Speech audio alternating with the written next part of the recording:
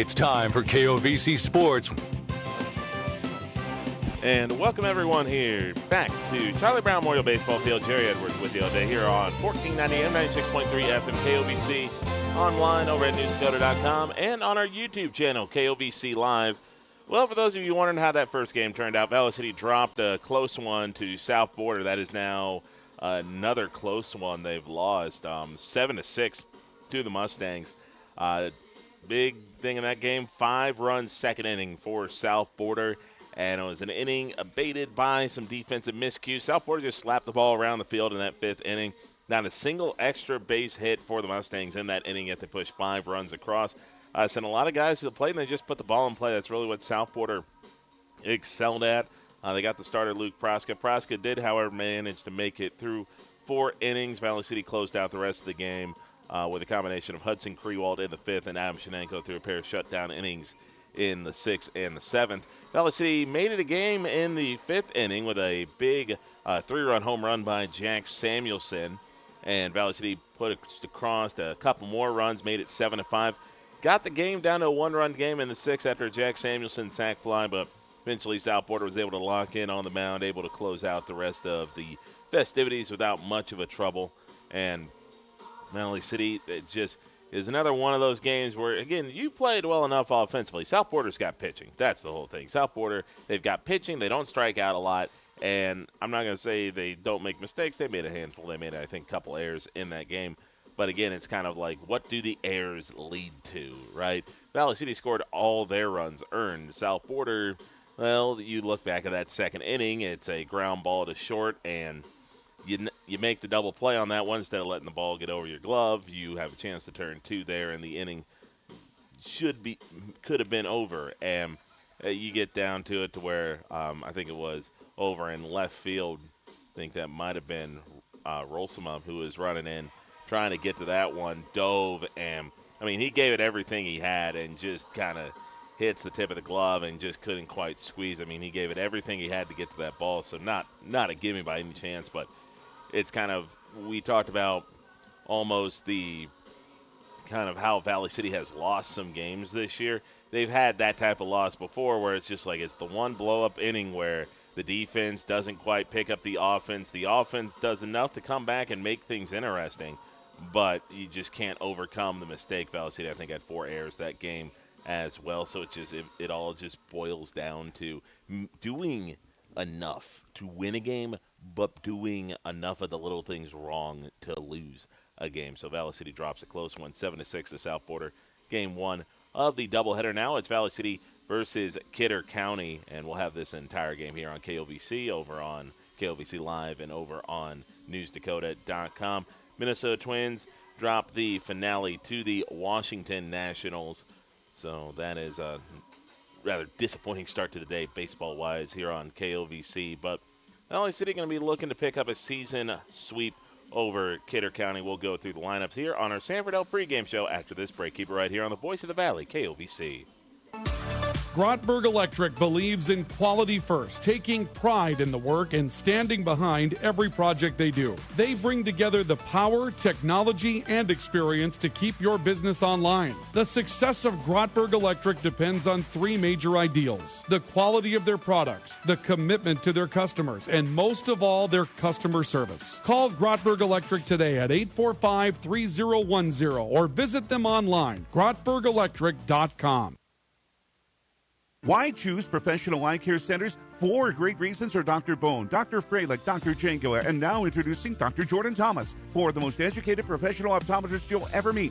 Next is their many locations. You can now see one of their spectacular doctors in Jamestown, Valley City, Carrington, Edgeley, Ellendale, and more. And finally, their fantastic selection. And yes, all of their frames and lenses are backed up by warranty. Visit ProEyeCareCenters.com and make an appointment today. Professional Eye Care Centers, clearly the best.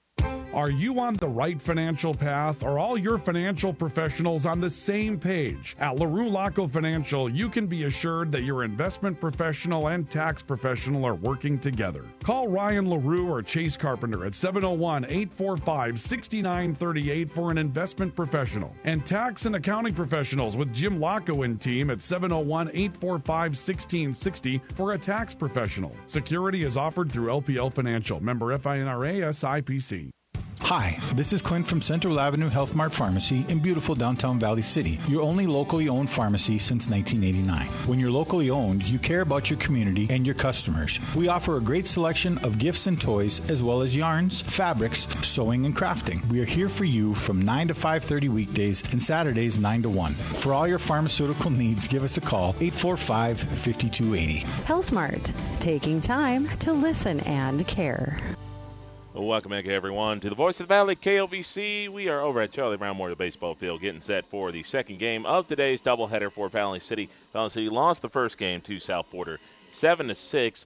Pitchers in that game, Luke Proska. Proska unable to go for the rest of, I guess he would be able to go today because it is 120 pitch count per day, not per game. So if for whatever reason Valley City really need to use Luke Proska for a couple of innings, they could, but they do have some games this weekend over in Park Rivers, so he might just be getting the rest day today.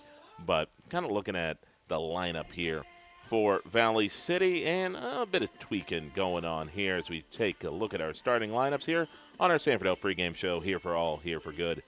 Corbin Powell leading things off. He had himself a decent day against South Porter, couple hits, including a triple. And Jack Samuelson had a big 3-run shot to help get Valley City kind of sparked in that game. Deep fly ball that went over the left field fence. Andrew Sikora, right fielder, had himself another productive day. Leighton Hendrickson hit the ball hard twice. He's at DH.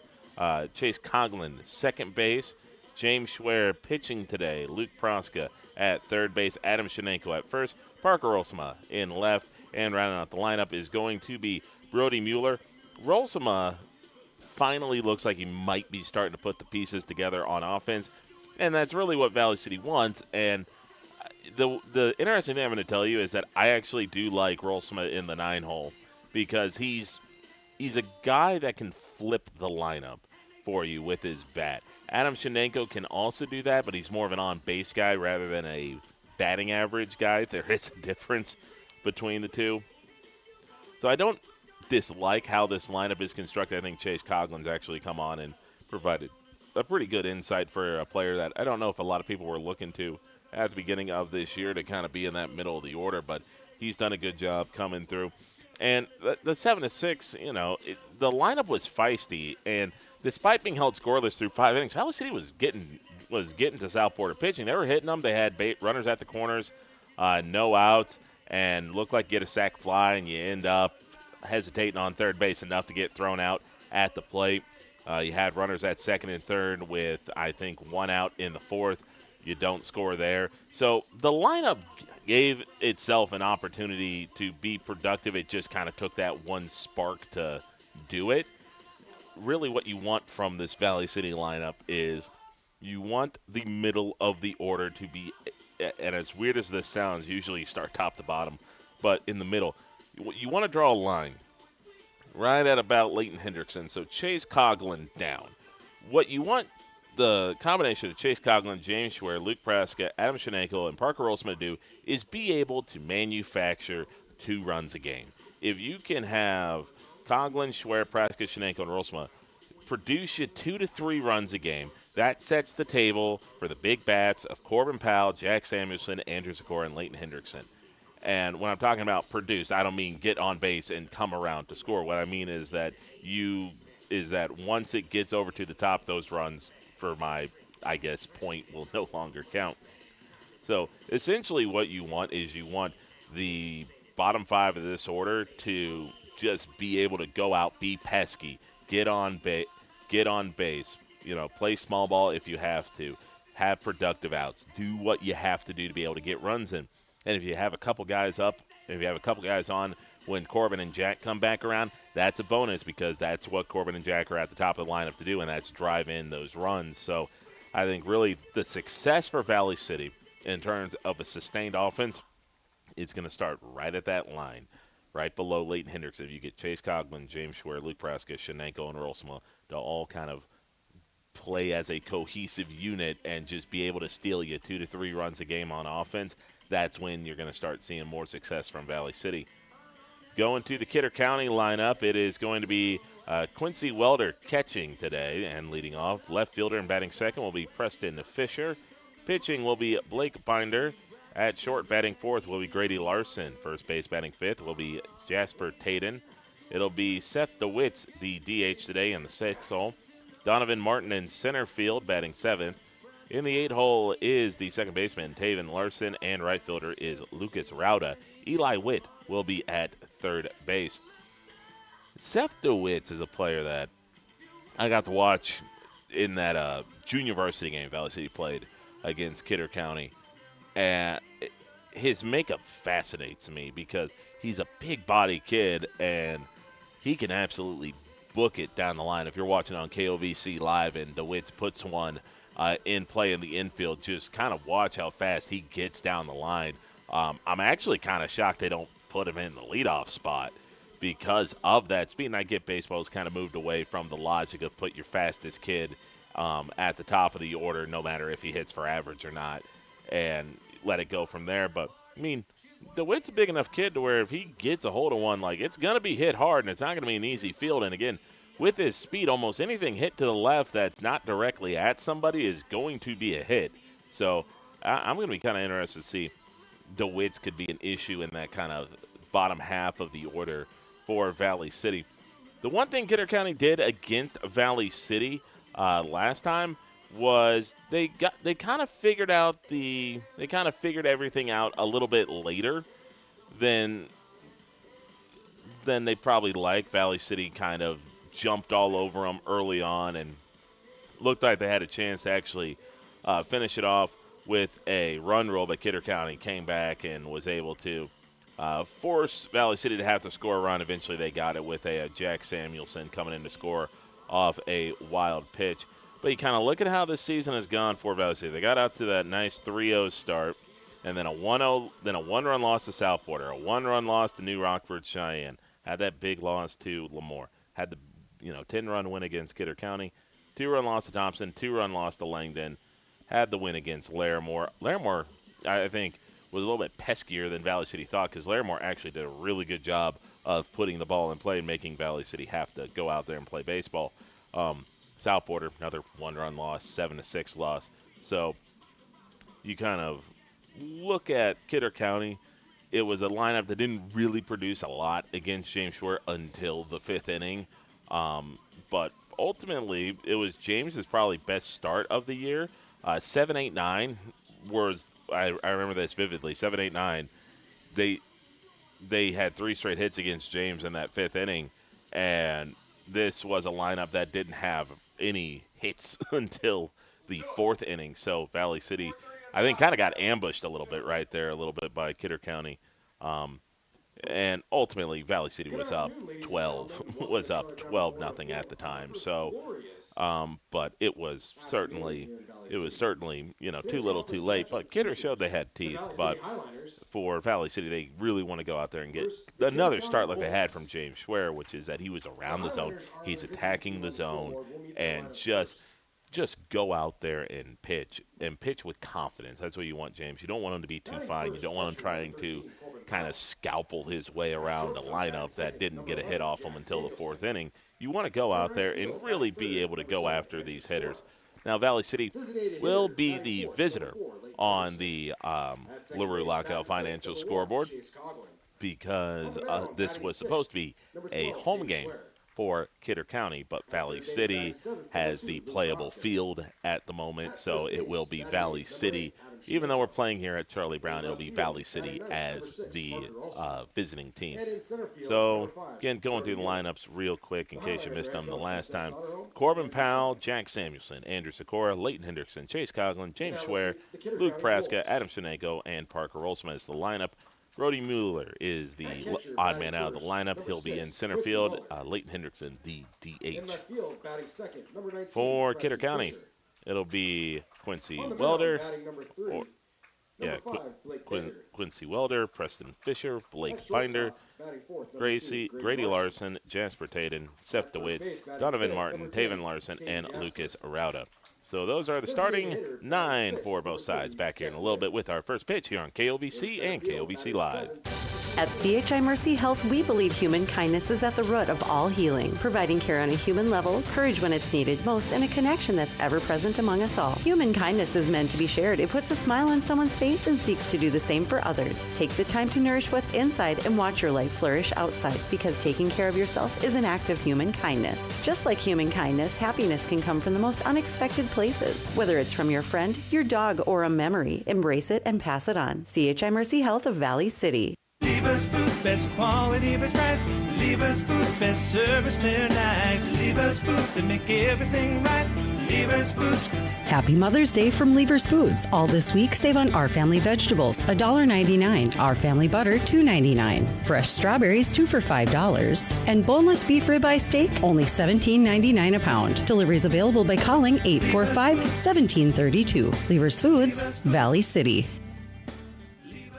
Sanford Health of Valley City is dedicated to transforming your healthcare experience and providing access to world-class healthcare right here in America's heartland. We're committed to improving the human condition at every stage of life through exceptional care, spiritual enhancement, innovation, and discovery. Schedule your appointment today at Sanford Health of Valley City by calling 701-845-6000 or self-schedule online at mysanfordchart.org. Sanford Health, here for all, here for good. Quality matters, and Valley Meat Supply delivers. Rod and Terry, along with their experienced staff, proudly offer locally sourced beef and pork. From fresh ground beef and hand-cut steaks to thick-cut pork chops, incredible bacon, and award-winning jerky and snack sticks. You'll also find the best cheese and deli meats, plus customer favorites like baked beans, seafood, and seasonings to complete any meal. Whether you're feeding the family or grabbing a snack, it all starts with quality you can trust. Come in today and taste the difference at Valley Meat Supply on West Main in Valley City. Rambo, a proud sponsor and fan of Viking and Highliner Athletics, has been serving North Dakota, South Dakota, and Minnesota with quality logoed apparel and promotional products since 1979. With online store options built to meet the needs of your company, organization, or team, Rambo will ensure that the process of ordering is easy and accurate and that your items are received on time. When you're ready to put your logo to work, give Matt a call at 701-680-9585. Rambo, we're in the business of making you look good. Are you on the right financial path? Are all your financial professionals on the same page? At LaRue Laco Financial, you can be assured that your investment professional and tax professional are working together. Call Ryan LaRue or Chase Carpenter at 701-845-6938 for an investment professional. And tax and accounting professionals with Jim Laco and team at 701-845-1660 for a tax professional. Security is offered through LPL Financial. Member FINRA SIPC. And we are back here getting set for our opening pitch today between the Kidder County Wolves and the Valley City Highliners. Again, Valley City going to be the away team today. As Kidder County, again, this was supposed to be a home game for them, so Valley City had the playable field, so that's why this game got moved here. Kind of good thing so, because, you know, obviously this might have been a bit of a scheduling conundrum because of the game that got canceled Tuesday. So Valley City, again, dropped the first game of this doubleheader to South Border 7-6. Now they're trying to make it a season sweep over Kidder County. They won 13-3 over Kidder County in their most recent matchup. On the mound today for the Kidder County Wolves is going to be Blake Binder. Binder going to be going up against the top three of this Valley City lineup. It'll be Corbin Powell, Jack Samuelson, and Andrew Sikora. So Corbin Powell came around to score a couple times in the loss to South Border. Struck out his first at-bat versus South Border and was able to kind of piece things together. Now shows bunt. Good bunt down the left field line. Binder goes to play it, throws, not in time, so Powell on with a bunt single. So Powell starts things out with the single. And this will bring up Jack Samuelson. Samuelson clubbed another home run in that first game versus South Porter. Flew it over the left field fence, and well, that's how you turn a 7-0 blowout into a little bit of a game. And LC, of course, able to tack on more than a couple runs afterwards. So Samuelson going to shoot this one over to second, and that's off the glove. Samuelson running hard. Powell still trying to get to third, so he's going to go first to third. It'll be E4. Samuelson able to hustle it out to prevent any out from being recorded. So E4 is how things get started, and Powell goes first to third. So this will bring up Andrew Sikora. Sikora been swinging a hot stick as of late. Like to be able to get things going after a little bit of a down game for South Porter. Valley City has been a far more aggressive base running team than they were last year. Samuelson might be off and running here on the first pitch. Big lead for him. He's only going to take a little bit of a shuffle step, and that'll be outside for ball one. So 1 ball, no strike. Valley City went swinging at the first 2 pitches of the game, so this will be the actual first count we have of today. Binder comes out at the buckle, kick and fire. Sikora swings over the top one, and that'll be strike one. So Samuelson staying in place for now. It'll be Hendrickson to follow up Sikora in the lineup. Hendrickson the DH today for both games. Pickoff throw back to first, and Samuelson going to dive back to the bag. So kind of a slow step off there by Binder, but Samuelson was also a little slow on the get back as well, so it all kind of equaled out. 1-1 pitch on the way. Samuelson off and running. Pitch will be to the outside. They're going to go with the chop play back to the pitcher. Powell not fooled, keeping an eye out for it, and Samuelson will pick up the stolen base. So 2 balls, 1 strike here to the Valley City 3-hole hitter. Kidder County now pinched in across the infield, so a strong shot should do it. Sikora, though, will let that one go high, and it's 3 balls and a strike. Sikora more than somebody capable of drawing a walk in this situation and letting the man behind him try to do his job. Sikora, though, chops this to first. They think about coming home now. Powell in a bit of a rundown here. And now tries to get back. Did he get his hand in there? No, he did not. And right there for Corbin. Just thought about coming home. Then he stopped. Problem is that Jack kind of went 3/4 of the way down. So Corbin didn't know if he had room to get back or not. And then it all kind of unraveled from there. So a fielder's choice. Was it 5-1-3? Or 3 to 1 to 5. That'll be inside to Layton for ball one. So 1 ball, no strike here to Layton Hendrickson. Valley City trying to come through here and not waste getting the first 2 runners on. Hendrickson will take one inside, and the count goes to 2-0. So Hendrickson dealing with perhaps a little bit of an arm issue. That's why he's getting the nod at DH today. Give his arm a little bit of a rest up.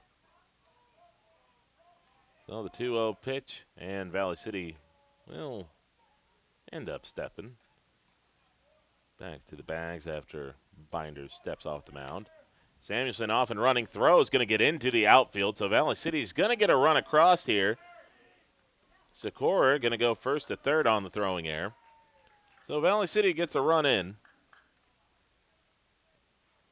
So the throwing error allows Valley City to push a run across, and they will now have a 1-0 lead on our LaRue Lockhale Financial scoreboard. So the kind of fielder's choice there all gets kind of null and voided. And that'll be a low strike on the outside half, and the count will now move to a 3-1. 3 balls and a strike here to Layton Hendrickson. Oh, tried to stay back on that one, just swung over the top of the breaking ball. So full count with 1 away and 1 across here in this first inning. Binder into the windup, kicks, fires, and Hendrickson takes off the plate for ball 4.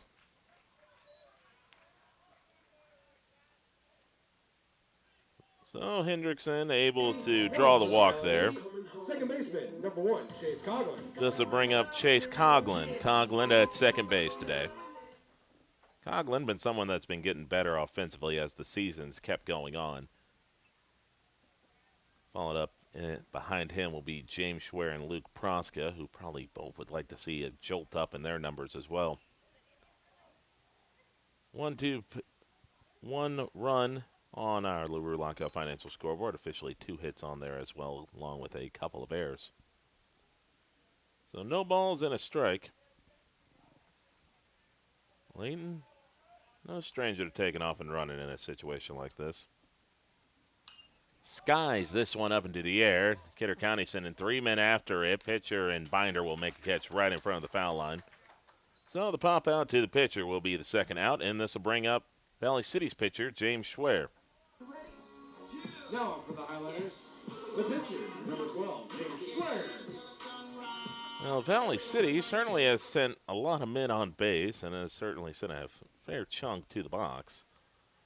But having only driven in that 1 run seems kind of a disappointment if you are Valley City. So 1 run across and a man at the corners. Leighton Hendrickson at first base. Sikora at third. Schwer in the box getting set for this first pitch. First pitch right down Broadway for a called strike, and that'll move the count to 0-1. If Schwer does get on, it'll be Luke Proska to follow up. Schwer probably had his best outing of the season against this Kidder County team. Again, he was all over the zone, forced a lot of contact, and went deep into the game, throwing the abridged complete game effort. Valley City on a delayed steal. They will now throw it down. Sikora off and running, bobbled over at second base. It'll be a clean stolen base. No error on the throw because Valley City was going to be there in the first place. So Valley City gets the run across with a little bit of nifty base running, and now this will give Schwer an opportunity to drive in a run with a single. So they are going to award the error, so that'll be 3. Schwer hits this one off the handle. Might just drop this in, but that's going to stay up into the air long enough. So Schwer got that one off the handle. Looked like for a second might be able to drop it over the top in the shallow right, but ultimately that'll be the end of the top of the first. So after half an inning, Valley City leads 2-0. Kidder County coming up after this. Keep it right here on the Voice of the Valley, KOVC. Hi, this is Clint from Central Avenue Health Mart Pharmacy in beautiful downtown Valley City, your only locally owned pharmacy since 1989. When you're locally owned, you care about your community and your customers. We offer a great selection of gifts and toys, as well as yarns, fabrics, sewing, and crafting. We are here for you from 9 to 5:30 weekdays and Saturdays 9 to 1. For all your pharmaceutical needs, give us a call, 845-5280. Health Mart, taking time to listen and care. Why choose professional eye care centers? 4 great reasons are Dr. Bone, Dr. Freilich, Dr. Jangoa, and now introducing Dr. Jordan Thomas, 4 of the most educated professional optometrists you'll ever meet.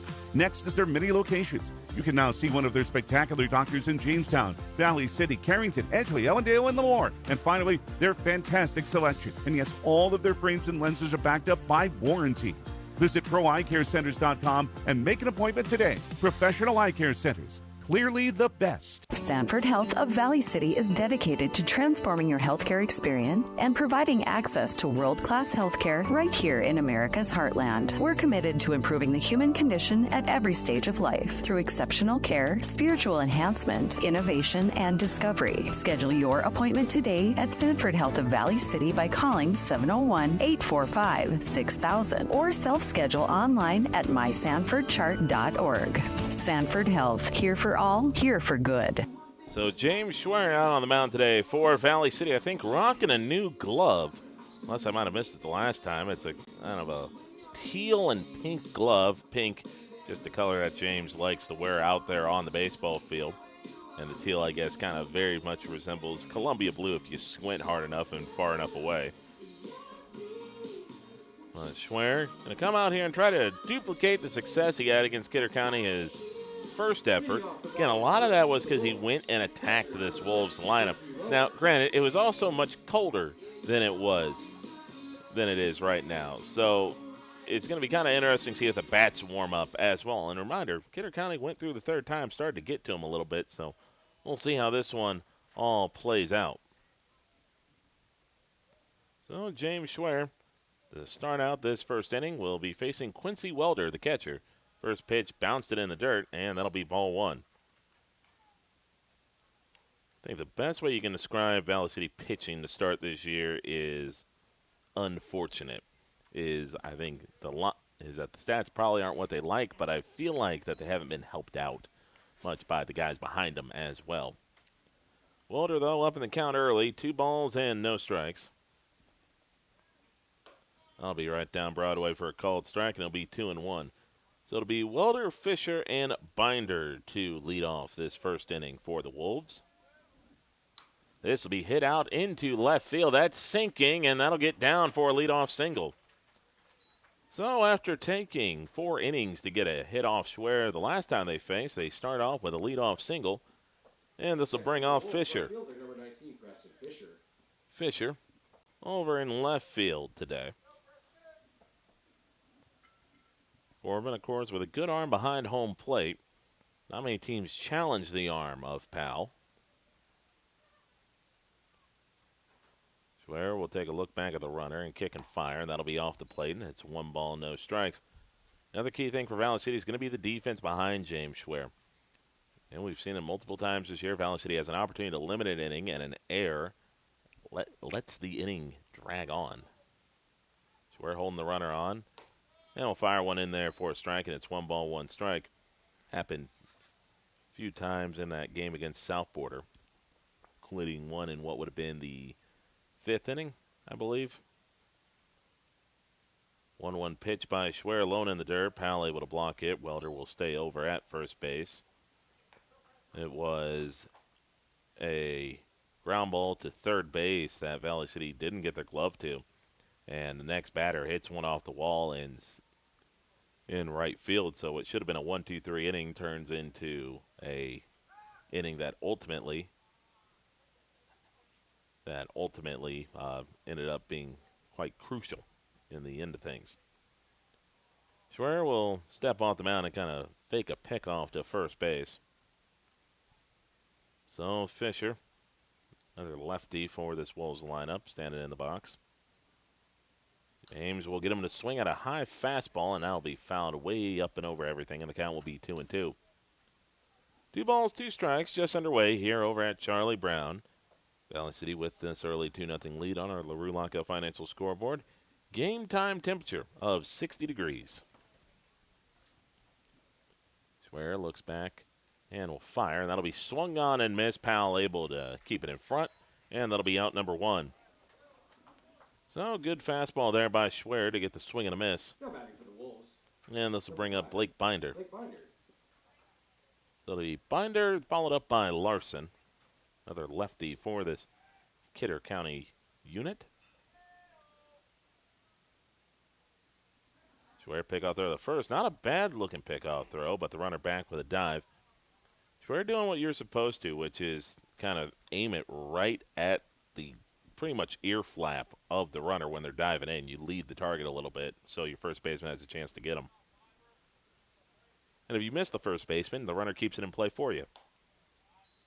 First pitch here by Schwer will be off the plate for ball 1.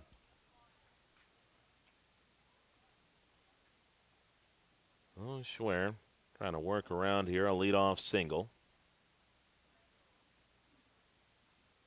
Roxon fires, gets a little out front swing on this one. It's going to be a shallow looper into left field, and that'll bounce, and no throw, so that's going to be another soft single there. So both singles have come in very similar fashion for the Kidder County Wolves.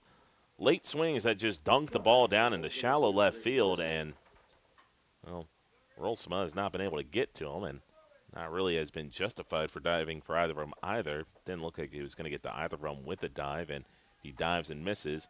They're looking at giving up an extra base hit. So this will bring up the cleanup man in Larson. Ooh, first pitch just misses up in the zone. So 1 ball, no strike. So Schwer, this has kind of been how a lot of innings have gotten away from him, have been just a couple of soft singles and tries to overthrow it a little bit. He's got to be able to just kind of focus in on the target, but he's starting them off here with a couple of balls, and it'll be 2-0. So it's Larson followed up by Jasper Taden. Seth DeWitt's, the player I mentioned earlier, is the one that's currently in the hole. That'll be lone in the dirt. Corbin blocks it, but Certainly an inauspicious start after giving up a couple singles in this inning for Schwer.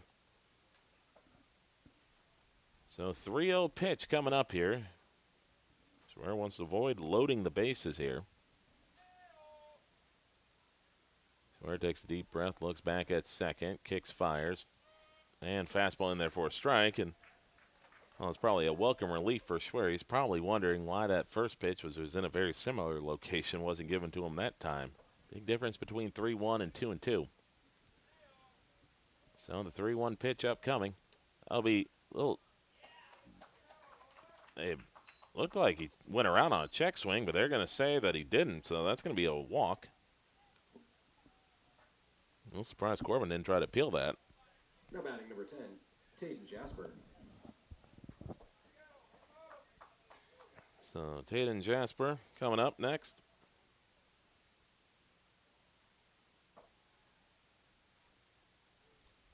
First pitch here by Schwer misses high, and it'll be 1 ball, no strikes. So the inning started out in eerie fashion. Single, walk, another soft single, walk. Now this one low and in the dirt. So now Valley City trying to avoid, well, doing what's gotten them in trouble a lot this year, which is allowing innings to snowball on them. Finally, James finds the zone, and it's 2-1. Again, you can't focus on trying to make a perfect pitch here if you're James. Just kind of force them to swing the bat a little bit.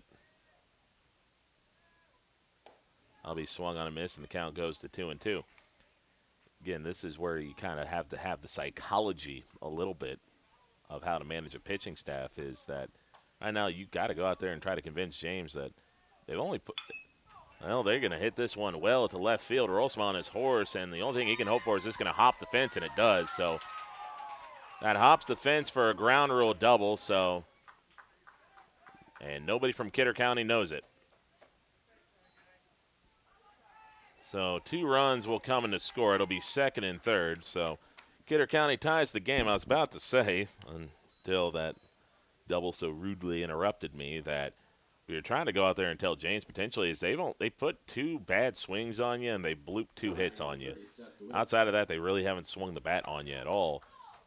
Now they get their double. Now this is where James has to kind of knuckle up here and take out what's a very dangerous hitter in DeWitt's.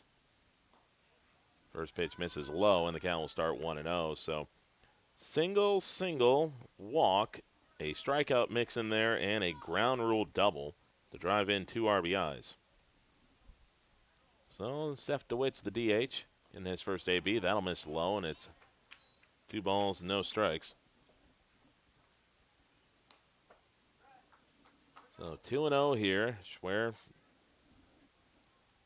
trying to work around a little bit of a jam, try to keep this game tied.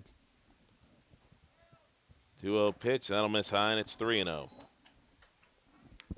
So a little bit of command issues here pretty much ever since that second runner got on.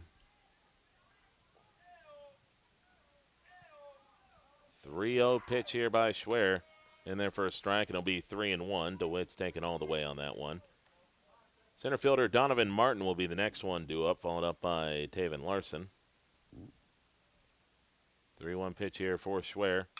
Ground ball over to Proska, and that's in foul territory, so the count will now go to 3-2. Strikeout right here would be the best friend for James. That or some other type of unproductive out, whether that's just a infield fly or just a grounder back to the mound where James Schwer could hold the runner at third base. Outside of that, you're willing to trade a run here for that second out. Full count pitch by Schwer, misses low. Powell able to stuff it, gets a little bit of a friendly deflection off DeWitt's as well. Second walk of the inning here for Schwer, and this will bring out Seth Soderholm. Powell also tried to pick down the third base runner back in time. So bases once again loaded for Kidder County, and Valley City will have their first mound visit of the day. Tied 2-2, Kidder County has the bases loaded with 1 out. Back after this break on KOVC. At CHI Mercy Health, we believe human kindness is at the root of all healing, providing care on a human level, courage when it's needed most, and a connection that's ever present among us all. Human kindness is meant to be shared. It puts a smile on someone's face and seeks to do the same for others. Take the time to nourish what's inside and watch your life flourish outside, because taking care of yourself is an act of human kindness. Just like human kindness, happiness can come from the most unexpected places. Whether it's from your friend, your dog, or a memory, embrace it and pass it on. CHI Mercy Health of Valley City. Lever's Foods, best quality, best price. Lever's Foods, best service, they're nice. Lever's Foods, they make everything right. Lever's Foods. Happy Mother's Day from Lever's Foods. All this week, save on Our Family vegetables, $1.99. Our Family butter, $2.99. Fresh strawberries, 2 for $5. And boneless beef ribeye steak, only $17.99 a pound. Deliveries available by calling 845-1732. Lever's Foods, Valley City. So James Schwer trying to work out of this jam. Tie game now, 2-2. First pitch misses low to Powell. Powell does a good job blocking it. It's going to be 1-0. Well, the inning started out decently enough for Schwer. Soft single, not the greatest way to start, but then you get a punch out. But since he allowed that second runner on with that single, he just hasn't been able to get anybody out, and the Wolves stick to hitting him. As this will be drove into the gap. This will be at least 2 runs. DeWitts has speed as well, but not enough to go first to home. But it will be another 2-run double for the Wolves as they've jumped all over Schwer here in this first inning. So Kidder County has showed up to play today as they've made Schwer for loading the bases with a pair of doubles. So this will bring up Taven Larson. What you got to remember is that the Wolves in that, 5th inning against Schwer knocked him around pretty good. And they scored 3 runs to keep the game alive. Now, Valley City at that point was already up 12-0, so it didn't really matter that much. But, I mean, they've pretty much taken what they were doing in that 5th inning and have done it and have pretty much applied it to this inning in full spades. So, it'll be interesting to see the direction Valley City goes. 1-1 pitch in there for a strike, and the count now to 1-2. It's just been a combination of, fortunate of good hitting for Kidder County, and Valley City also making it a very target-rich environment. Now James gets a nice strikeout there. I'll put 2 outs on the board. So this is going to be Lucas Rauda, the 9-hole hitter. So the Wolves send all 9 men to the plate in the inning. For James, again, it's just about bearing down and making your pitch. But again, the Wolves have come to swing the sticks, and they've got 4 hits in the inning, 2 of them for extra bases. First pitch misses low, and the count goes to 1-0. That's also another thing you'd like to see James be able to do is get a first pitch strike. A lot of these counts, I think, if not all of them, have started 1-0. And even if it gets, the next pitch to strike, it's 1-1. The difference between starting a count 1-0 and 0-1 is huge. I'll be inside, and the count goes to 2-0. Reason being is that you can try to be aggressive on your next pitch on a 0-1 count to try to jump ahead to a 0-2. Whereas if you're 1-0, you're playing catch-up and you're trying to pretty much you're on the back foot when you're on a 1-0 count. Next 2-0 pitch here by Schwer. Misses off the plate, and it'll be 3-0. So tight zone early on here, and Schwer struggling to find it consistently. A walk here would bring up Welder, who singled to start the game. That's a good little breaking ball in there, and 3-1. So Schwer able to get the breaking ball across. Runners at second and third here, 2 outs, 4 runs across for the Wolves. One was a RBI grounder double, and now make it 5 runs as this one is spiked in the dirt. So again, talked about snowball innings. Pickoff throw back, and they get him. Corbin able to bail out his pitcher and prevent any further damage as the runner got too far off the bag at third. Corbin back picked him, so it'll be a walk, but Donovan Martin gets picked off at third base, so that'll bring an end to the inning. But 5 runs across in the inning for Kidder County, 2 2-run RBI doubles, and 1 wild pitch. And Valley City finds themselves down 5-2 going into the second on KOVC. Quality matters, and Valley Meat Supply delivers. Rod and Terry, along with their experienced staff, proudly offer locally sourced beef and pork. From fresh ground beef and hand-cut steaks to thick-cut pork chops, incredible bacon, and award-winning jerky and snack sticks. You'll also find the best cheese and deli meats, plus customer favorites like baked beans, seafood, and seasonings to complete any meal. Whether you're feeding the family or grabbing a snack, it all starts with quality you can trust. Come in today and taste the difference at Valley Meat Supply on West Main in Valley City.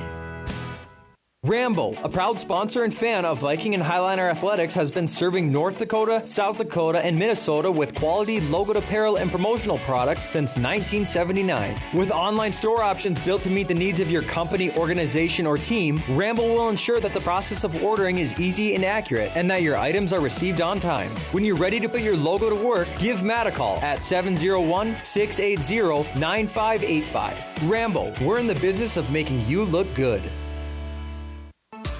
Grotberg Electric believes in quality first, taking pride in the work and standing behind every project they do. They bring together the power, technology, and experience to keep your business online. The success of Grotberg Electric depends on three major ideals: the quality of their products, the commitment to their customers, and most of all, their customer service. Call Grotberg Electric today at 845-3010 or visit them online, grotbergelectric.com.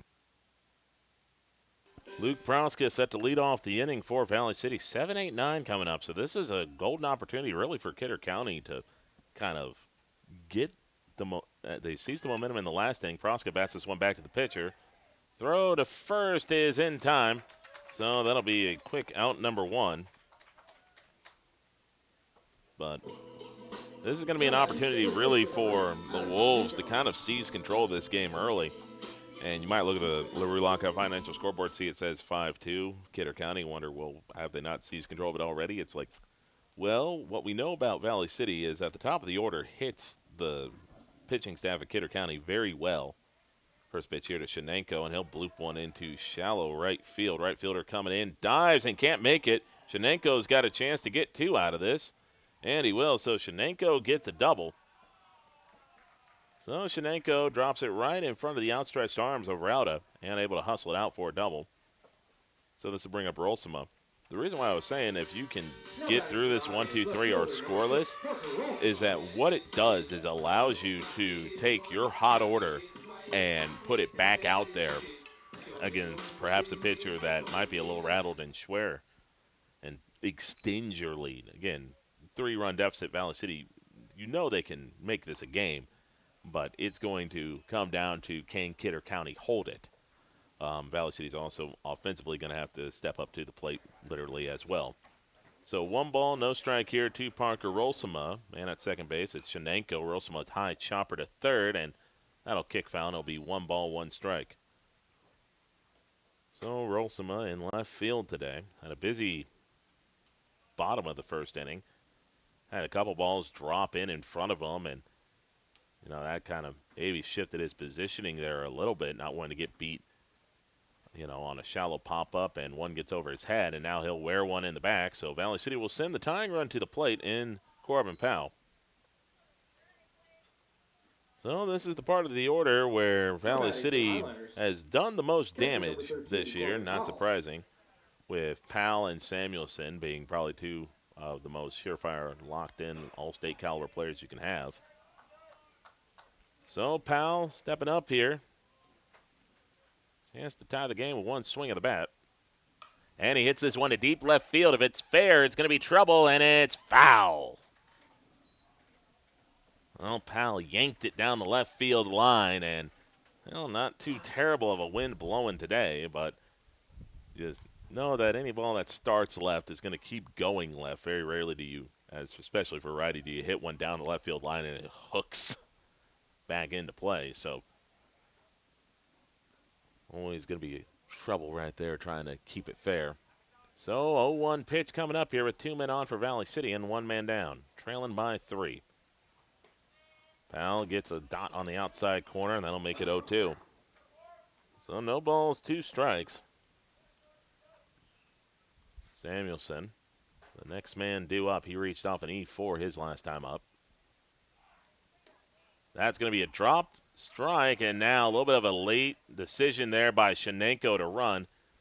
Well, you can understand the late call there by Shenenko. He didn't quite know if that was going to kick away from the catcher. The initial kind of where it was didn't look like it was going to get far enough away, so he stayed at second. Then it rolled a few more feet, and then he went over to third. So, I don't know. Shenenko with the late read, you can understand. Rolsema has to read Shenenko, and it's kind of a all slow-moving affair there. So 1 ball, 2 strikes here. You'd like to see Rolsema try to get his way over to second base to keep a drop third strike in play. And Corbin goes chasing a high fastball, and he's yelling at himself knowing that he chased the second ball. So Valley City in danger of wasting an opportunity to get themselves closer on the scoreboard here. So Samuelson, sharp grounder to second. His first time up, it was bobbled and allowed Corbin to get first to third. Now Samuelson trying to bring his team back into this game. Samuelson skies this one high into the air. Shortstop out to get in. Valley City wastes the opportunity. Got 2 men on, no men in. And now the Wolves have an opportunity to bury Valley City if they produce another inning like they did before. So Valley City gets 2 men on base but can't bring them in to score. And now Kidder County an opportunity again to do some big damage here if they can duplicate their first inning. Back here in a little bit, it is 5-2 Kidder County. Grotberg Electric believes in quality first, taking pride in the work and standing behind every project they do. They bring together the power, technology, and experience to keep your business online. The success of Grotberg Electric depends on 3 major ideals: the quality of their products, the commitment to their customers, and most of all, their customer service. Call Grotberg Electric today at 845-3010 or visit them online, grotbergelectric.com. Why choose professional eye care centers? 4 great reasons are Dr. Bone, Dr. Freilich, Dr. Jangoa, and now introducing Dr. Jordan Thomas, 4 of the most educated professional optometrists you'll ever meet. Next is their many locations. You can now see one of their spectacular doctors in Jamestown, Valley City, Carrington, Edgeley, Ellendale, and Lemoore. And finally, their fantastic selection. And yes, all of their frames and lenses are backed up by warranty. Visit ProEyeCareCenters.com and make an appointment today. Professional Eye Care Centers, clearly the best. Are you on the right financial path? Are all your financial professionals on the same page? At LaRue Laco Financial, you can be assured that your investment professional and tax professional are working together. Call Ryan LaRue or Chase Carpenter at 701-845-6938 for an investment professional. And tax and accounting professionals with Jim Laco and team at 701-845-1660 for a tax professional. Security is offered through LPL Financial. Member FINRA SIPC. Back here to start our bottom of the second inning. This one will be popped foul, and the count will start off here 0-1. James Schwer back out there for Valley City after a long first inning where he gave up 5 runs. All started off with an RBI, or I should say a leadoff single by Welder. Now Welder finds himself down in the count 0-2. Now you almost wonder if Kidder County, seeing that crooked number on the board, might get themselves in a bit of a pickle here if they become too over-aggressive. Ground ball here. And that'll get through both Proska and Samuelson. Proska was anticipating a high hop, got a low one, and Samuelson, even if he got his glove to it, wasn't going to do anything to get the runner. So that'll be a knock for Kidder County. Second one that Wilders managed to just dump into no man's land, sort of. This will be Fisher coming up. Fisher struck out his first plate appearance. Well, Corbin unable to get the high strike there, and that'll move the count to 1-0. 1 ball, no strikes. Man at first base. Kidder County leading 5-2 on the LaRue Lockout Financial scoreboard. Schwer will miss off target there, and the count will now go to 2-0. And Valley City does have to manage their pitching staff here. They have a series of games in Park River tomorrow. Schwer looks back and will fire once again. This will be yanked down the right field line. Well foul, and it'll be 2-1. So Valley City, again, they've just kind of been stuck in a rut ever since that kind of 3-game win streak that gave them some confidence to start out the year. It's been a lot of close losses and a lot of woulda, coulda, shoulda. This will be fouled away, and the count will now even up here at 2 balls and 2 strikes. So Valley City tomorrow is scheduled for a game against Shiloh Christian over in Park River, and also for a game against Park River. So they do have games to worry about tomorrow. Make sure they have a staff. And Schwer, oh, wow, that looked like that caught the outside corner, but no call there. And when you're going about as bad as Schwer is right now in terms of not getting any luck on your side, you really need a call like that. This will be hit over to Samuelson. Gets a high hop, but should be a double play opportunity. Throw to second in time, throw to first not. Samuelson got a bit of a high hop, stayed back on it, and able to get the hop. Runner was getting it down the line pretty well, so not a real chance there or missed opportunity. Safe play there by Samuelson to cut down the runner at second. So this will bring up Blake Binder. Binder, another one of those shallow fly balls in the left field. His first time up, that resulted in a hit. Seeing Rolsema playing accordingly out there in left field, essentially right where the ball dropped the first time. Schwer just can't seem to get a first pitch strike. A lot of 1-0 counts. So 1 ball, no strikes, 1 down, man at first base. Ground ball, and that'll go foul. The count evens up at a ball and a strike. Valley City not scheduled to play any baseball games on Saturday. They'll be back here on Monday with a game against Medina, Penry Buchanan. That game will be at 4:30 here at Charlie Brown on Monday. 1-1 pitch on the way here. And an off-speed pitch. Samuelson comes in, kicks it. Coughlin can't knock it down. And just, you can't make a mistake like that. Not when you have a pitcher that's struggling the way Schwer is. Samuelson's trying to charge in on that one and essentially trying to make it to where he can get a double play himself, but charges in, plays it off to his side. He's not squared in front of it, and that's E6, and that puts 2 men on. So first pitch here, and that'll be inside for ball 1. Just, you get the first rep, that was fine, and he makes sure that he gets an out, and I think that's an issue right now with Jack is he's got to make sure that he gets an out. Sometimes he worries so much about getting 2 that he forgets to get 1. That'll even up the count here at 1 ball, 1 strike. So 1 ball, 1 strike with 1 away.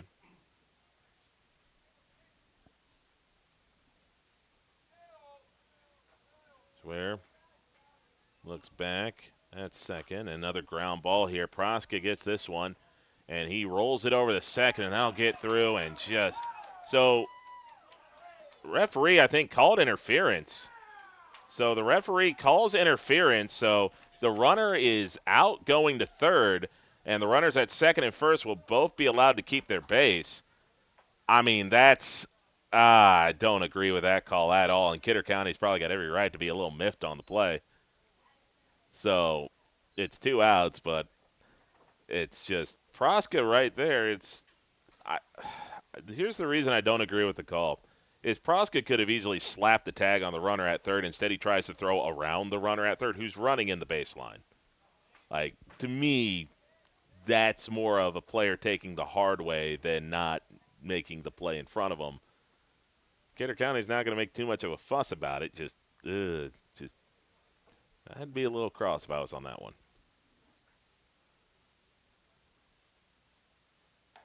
That one going to miss up, and the count's going to be 1-0. So Valley City catches a break on runner's interference. And this will bring up Tatum Jasper, who hit the double over the head of Rolsema, his last time up. So we're able to get back in the count at 1 ball, 1 strike. Seth DeWitt's the man on deck. Rolsema not playing as deep as you thought he might be, despite the double getting hit over him last time. 1-1 pitch. Powell tried to backhand. He'll get away from him, and Powell can't find it. And now the runner's going to come in and score. Just, oh, goodness. Yep, this is, oh, man. The ball bounces away from Powell. He tries to backhand it, and just I can't hear what's being said on the field through the headphones. Just sometimes when I caught is if ball got away from me and there's runners on base, I always tell the pitchers, like, just tell me backstop or behind me. Backstop, feet, whatever. Like, just give me an indicator because I'll look right at the backstop and I'll pick up the ball. The problem is when I'm trying to look every which way and I don't know where it is, that's where you get in trouble, and that's where Corbin was. Now, again, I can't hear what's being yelled at the field, but that'll be bounced in the dirt for ball 4, so Valley City has given up a run off a single, a fielder's choice, E6, runner's interference, and a walk, and a wild pitch.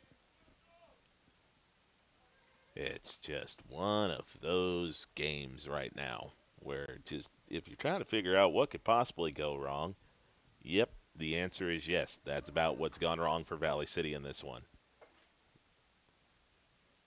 So 2 down here in the second inning. Valley City trying to prevent another snowball. First pitch by Schwer will miss up, and the count's at 1-0.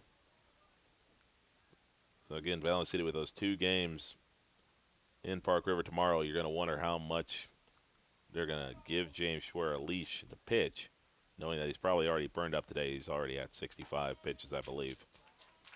That one in there for a strike, and the count goes to 1-1. They also have to have guys available to pitch tomorrow. Luke Proska, obviously, I believe he probably got burned up in the first game against South Border as well. 1 ball, 1 strike here for James. That'll miss high, and the count now at 2-1. So 2-1 here as Valley City just working through some issues that have plagued them this season. Runner off and going. Well, might actually throw this down. No, it's a cut play.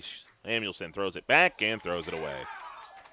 So add another run in off an air, and the dreadful thing about it is that throw hits Proska in the chest. The runner's out by 5 feet. So that's now 7 runs, and it's just, yeah, add on more runs to a day where errors and mistakes have been aplenty. 2-2 pitch here to DeWitts. That'll be low. Powell able to knock that one down. Full count. You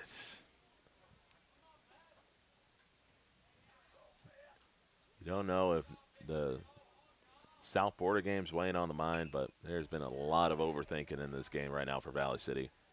Pop up here over to Sikora. He'll make the catch for the final out, but damage is done. 2 runs come across off a wild pitch and an error, and Valley City now finds themselves down 7-2 going into the 3rd inning. We'll be back here after this break. Keep it right here on the Voice of the Valley, KOVC.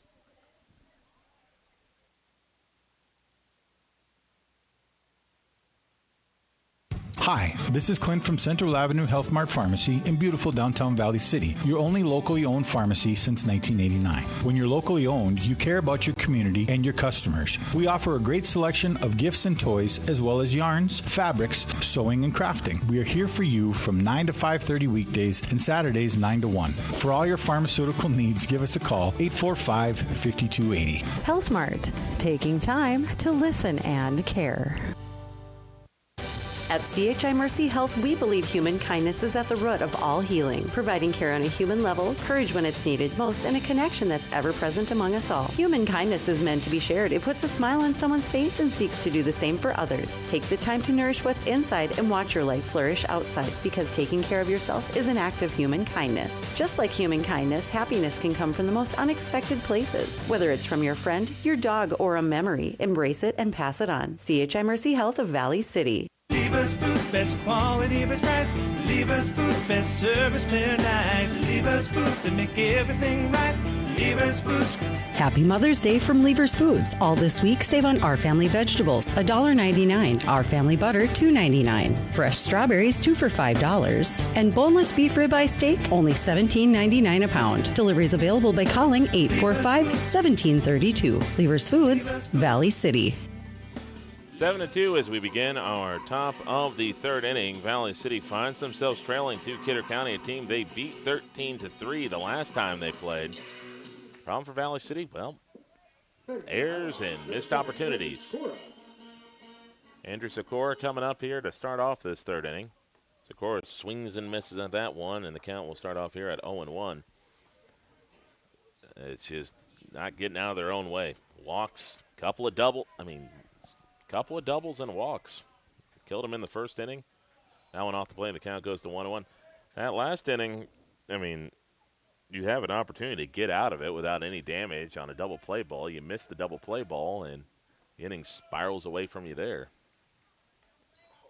Just too many mistakes. That's what's killed Valley City this year. It's just too many mistakes, and too many times you've seen them come up a run short, and you just end up playing the game of, well, if this didn't happen, this would have. And, again, you're just playing a lot of woulda, coulda, shoulda this year. So Valley City's got a mountain ahead of them to climb, down 5 runs. Sikora, though, working a good count here at 3-1. And I'll let that one go high for ball 4. So Sikora draws the walk, and this will bring up Leighton Hendrickson, who also walked in his last plate appearance. It's just got to start off with one good inning, and that's kind of got to be the mindset of your Valley City is it starts off with one good inning, one good at-bat. And you let that one at-bat build upon another. Nobody can hit the 5-run homer, so it's going to take a team effort to get back into this game.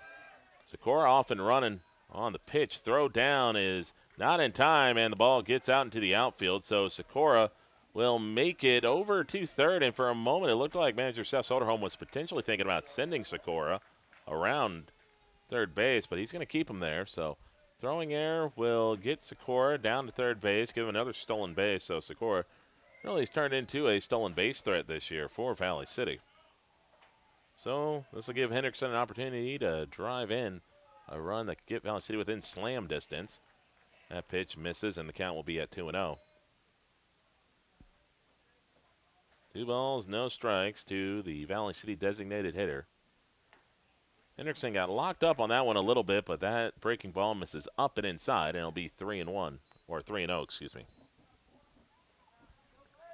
3 balls and no strikes. Pitch here to Leighton. Off the plate, ball 4, so Leighton draws a walk, kind of tosses bat a little bit. I don't want to say in disgust, but a little maybe in perturbedness. He wants the hit. So, be interesting to see if Valley City sends Leighton on a jaunt down to second base, and this will bring up Chase Coughlin. Coughlin popped out to the pitcher his first time up. So now the Wolves going over signs, and usually this is about defensive arrangement of who's going where and what to look for. Usually if you're changing up indicators between pitcher and catcher, you just do that between yourself and not involve everyone. Hendrickson off and running.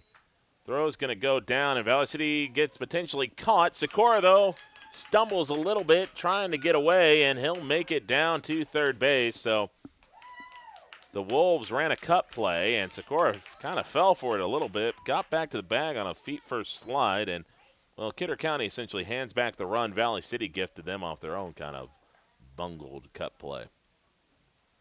So Valley City cuts it to within 4, and Leighton Hendrickson now makes his way over to third base.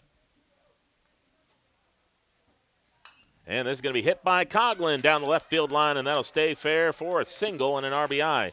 Coughlin takes a big turn over at first base, but will head back to the bag. So, well, that's how you want to start if you're Valley City. Get a couple of the first guys on, bring them in to score, and now Valley City made it a 3-run game. So this will bring up James Schwer. James Schwer popped out to the second baseman to end the first inning. So James Schwer going to get an opportunity here with a man at first base and nobody out. Valley City has been aggressive sending their runners, really challenging the arm of catcher Welder.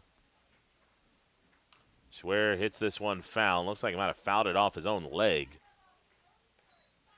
So 0-1 pitch upcoming here as Schwer tries to walk off the foul ball.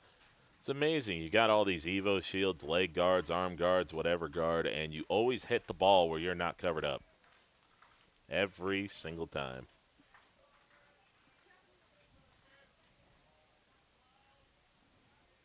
Oh, 1 pitch coming up. Schwer hits this one to deep left center, and that looks like it's going to get down and to the fence, so Schwer is going to have a double.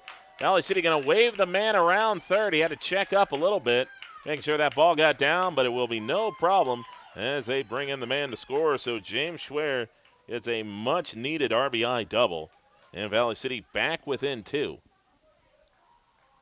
So this will bring up Luke Proska. Proska, another one of these players for Valley City that's in desperate need of something to go right.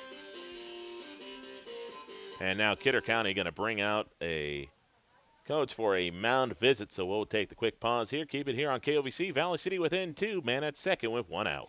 Sanford Health of Valley City is dedicated to transforming your healthcare experience and providing access to world-class healthcare right here in America's heartland. We're committed to improving the human condition at every stage of life through exceptional care, spiritual enhancement, innovation, and discovery. Schedule your appointment today at Sanford Health of Valley City by calling 701-845-6000 or self-schedule online at mysanfordchart.org. Sanford Health, here for all, here for good. Quality matters, and Valley Meat Supply delivers. Rod and Terry, along with their experienced staff, proudly offer locally sourced beef and pork. From fresh ground beef and hand-cut steaks to thick-cut pork chops, incredible bacon, and award-winning jerky and snack sticks. You'll also find the best cheese and deli meats, plus customer favorites like baked beans, seafood, and seasonings to complete any meal. Whether you're feeding the family or grabbing a snack, it all starts with quality you can trust. Come in today and taste the difference at Valley Meat Supply on West Main in Valley City. 7-5 lead for Kidder County, but Valley City's clawed their way back into this one. James Schwer got a double off the wall. Now Proska shows bunt, lets it go, pulls it back, and the ever-electric base-running prowess of James Schwer gets him to third base. Well, on that one, I could have moved up to third base. Proska actually does a good job of getting out of the way on that one. Some people will say wear it. You wear the next one. You get out of the way of that one to let your runner get down to third, so now you actually get a chance to swing the bat here if you're Luke. 1-0 pitch here to Proska. And he'll hit this one to left field. That'll drop for a hit, so Proska gets it to drop. Valley City within 1. And talking about a couple of guys who needed something to go right for them, and that's Proska and Schwer. So Valley City makes this a 1-run game. Proska's got some speed out there, so he might be in line to rip a bag. This will bring up Adam Shenenko. Shenenko double his first time up.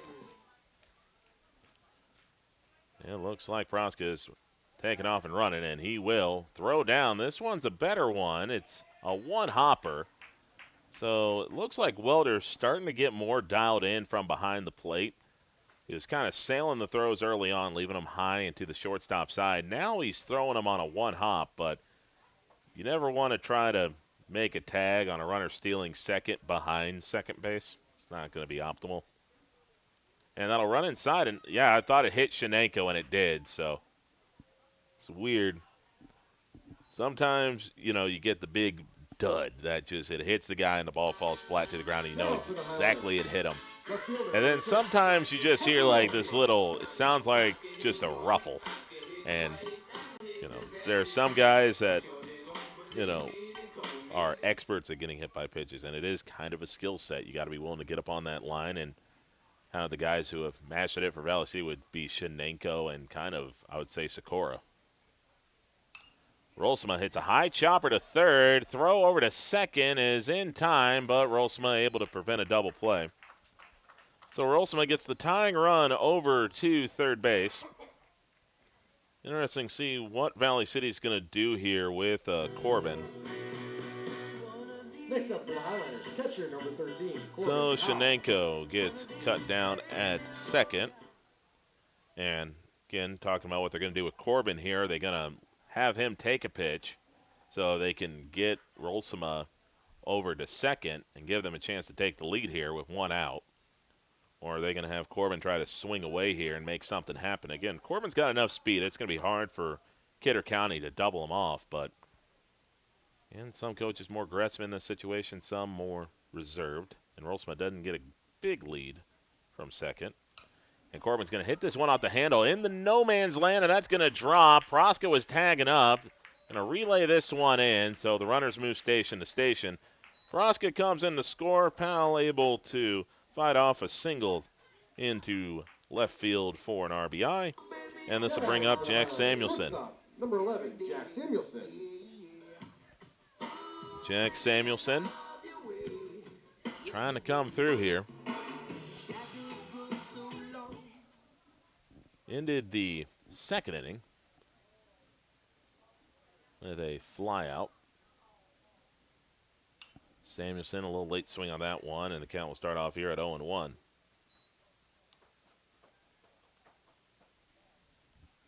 So no balls, 1 strike, and 1 away. 7-7 game now here on our LaRue Lockout Financial Scoreboard. So Valley City's come back to tie. 5 runs across in this inning, 7 hits for Valley City. That one nearly clipped Samuelson. It'll be 1-1. So Samuelson doesn't induce a double play here. Valley City will hit around with Sikora due back up. And Samuelson got fooled on that one. He was sitting fastball, got the breaker, and that one wound up in the other box. And, well, Samuelson hasn't taken many bad swings this year, but that is one of them. So 1-2 count on the way here with runners at second and first. Valley City looking to drive in that go-ahead run. Binder looks back at second. Will kick and fire. Samuelson skies this one to left field. Center fielder moving underneath of it, and that'll drop. So Valley City going to hustle in. It'll be a drop, so it'll be an error. Valley City going to wave 1 home. They're going to try to wave 2 home, and they're going to get 2 home. So the drop fly ball in left center is going to result in 2 runs. So Samuelson has reached base today with a pair of errors. But 2 runs do come in to score off the drop fly ball. Valley City back in front by 2. Now for the Highlanders. That is now 6 errors for Kidder County in this game, and this will bring up Andrew Sikora. Andrew Sikora into a fielder's choice his first time up, into the old 3-1-5 fielder's choice. Valley City had runners at second and third with nobody out. And so that's why the throw went home immediately, and Powell got caught in a rundown trying to get back to third. Now Sikora, an opportunity to come up here with a big RBI. First pitch here to Andrew will be low and outside, and the count will be 1-0. So Valley City has been very aggressive getting base runners over to second base off stolen bases. Don't know how aggressive they're going to be going to third, especially with that open window for the catcher to throw to, with Sikora being a lefty. Sikora will foul this one away, hit it off the end of the bat. And now we have the adults pointing the children in the direction of the foul ball, which is a good idea until one of them runs over the other one. And the screaming has already started. 1 ball, 1 strike. Pitch here to Sikora, up and out the plate, and the count will go 2-1. I'd almost like to see what it would look like if Sikora was the leadoff hitter for this team. Again, not going to wow you with power like Corbin does, but he does get on base, and he's more patient than Corbin is. 3 balls, 1 strike. So 3-1 pitch here to Andrew Sikora coming up. Trying to get on base for the, yes, it would be technically 3rd time today, and he'll let that one go high and outside, ball 4. So Sikora draws a walk, and this will bring up Leighton Hendrickson. Hendrickson has done nothing but walk today.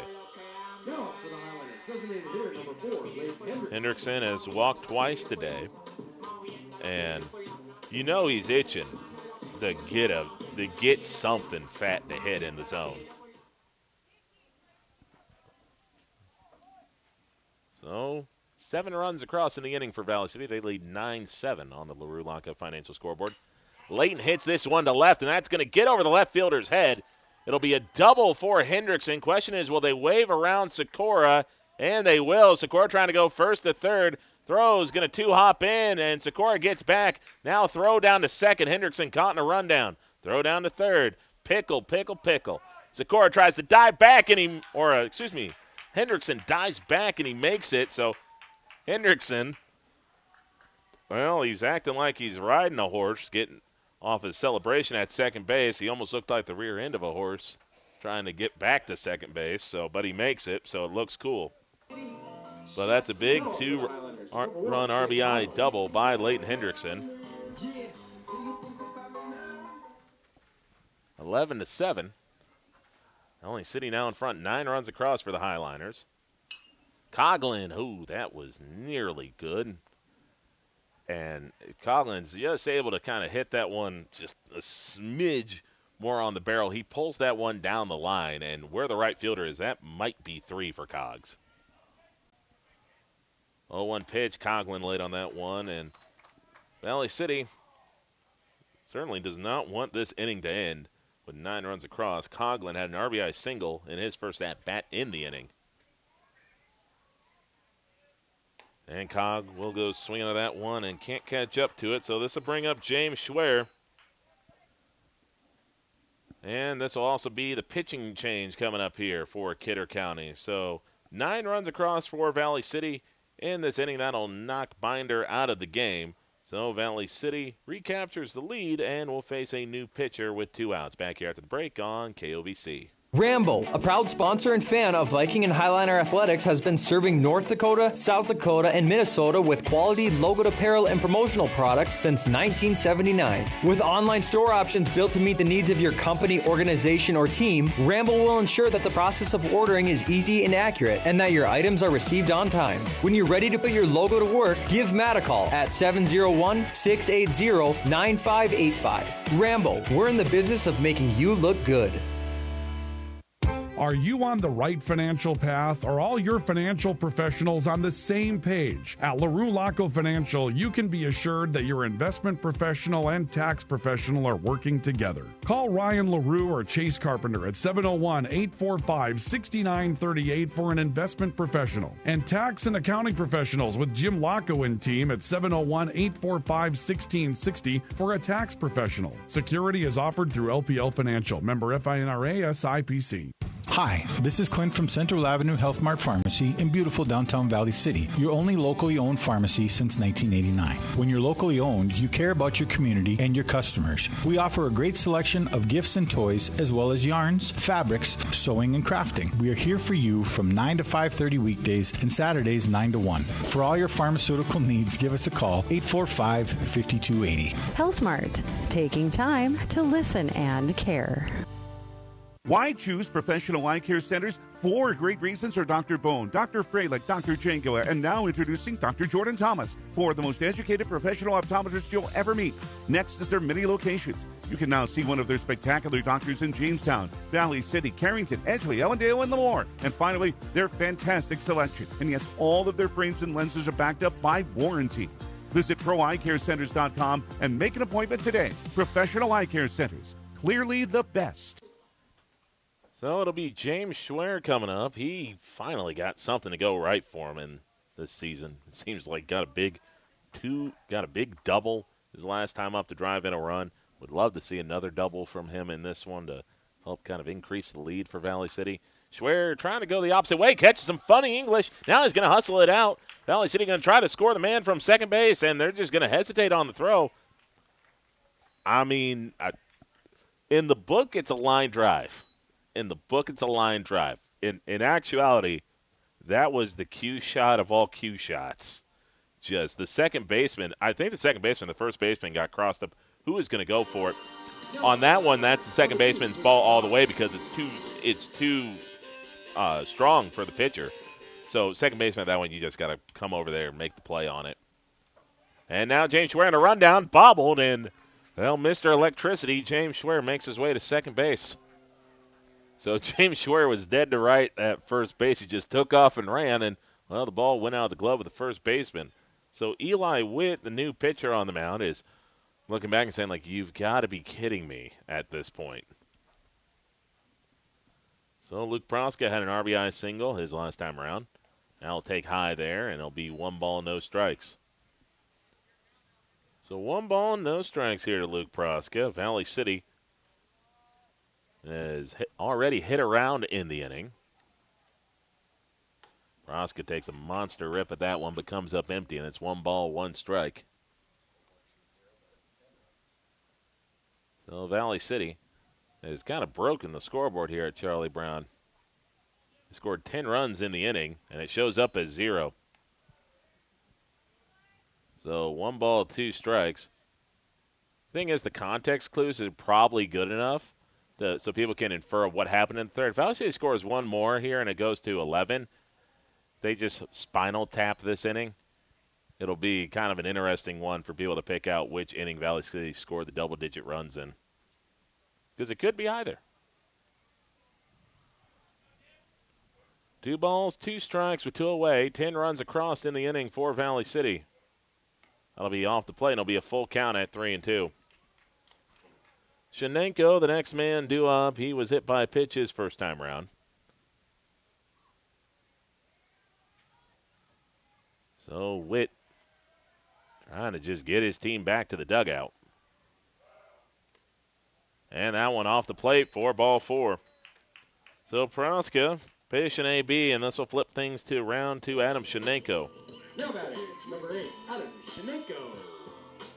So Shenenko coming up 1 for 1 today. A double and a hit by pitch. He was caught up in a fielder's choice. Got thrown out at second base. I believe that was the first out of the inning. That first pitch misses off the plate, and the count goes to 1-0.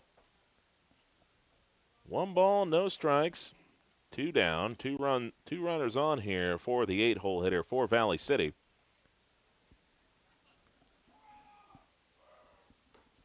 Ooh, it's a strike, but it's certainly not one you want Shenenko swinging at.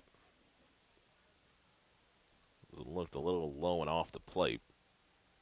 Oh, where the fielders are playing, that's not a bad one to try to shoot the other way. Shenenko might be trying to think that looks like he's trying to stay back on it as he comes up late on the swing, and it'll be 1 ball, 2 strikes.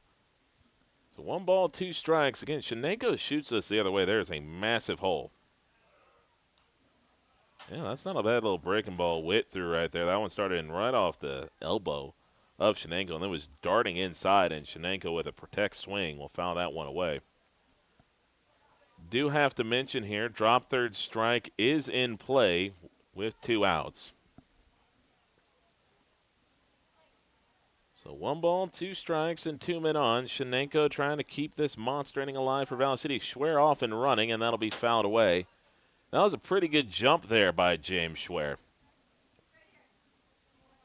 So Schwer trying to get what he would claim would be his 3rd stolen base of the year. It's funny how all the stolen bases he happens to get are when I'm not watching.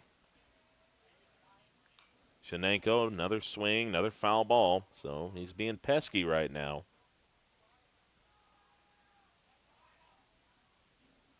So you don't know if Schwer is going to be the next one, if he's going to be back out there for that 3rd inning. But if he is, it'll be reassuring to see. He does have bats behind him. Schwer off and running. Shenenko pops it up again. Well, Adams at least assuring that everyone on his team gets in their cardio for the day.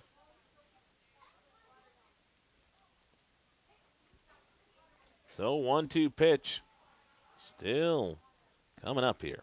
And Shenenko has fouled away, I believe, the last 3 pitches. 1 ball, 2 strikes. The pitch to Shenenko, and you'll never guess, folks, foul ball.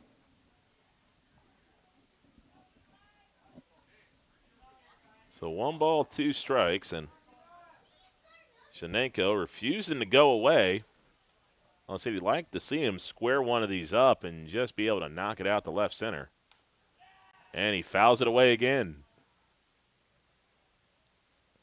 So Shenenko just trying to find something meaty to take a swing at. And, I mean, Witt's throwing him near the zone, so it's not like Shenenko's really chasing. He's just in protect mode at this point. If you're Witt, what you want to try to do is try to tease him low and outside. And, well, that's exactly what he did, and Shenenko thought about it.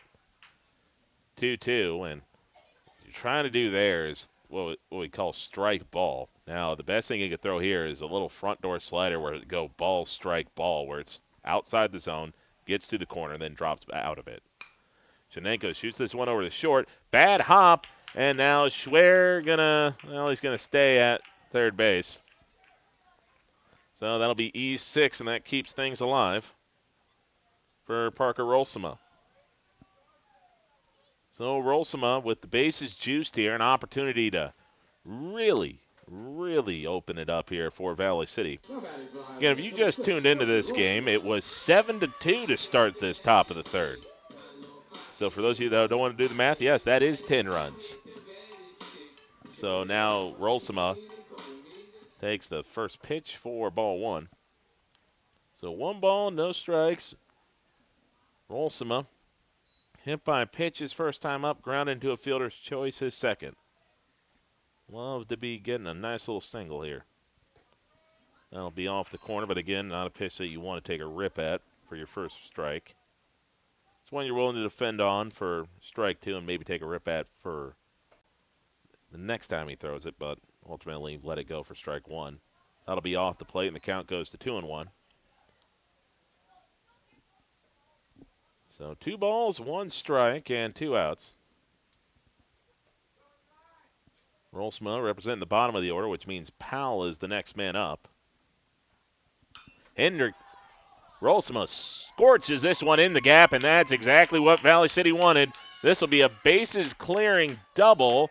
Rolsema will hold up at second base. Throw goes to third, and that'll drive in 3 more runs. That one gets away. Rolsema thinking about going for it, and he gets there on a slide. No, that gets away, and now, oh my God, it's a Little League grand slam.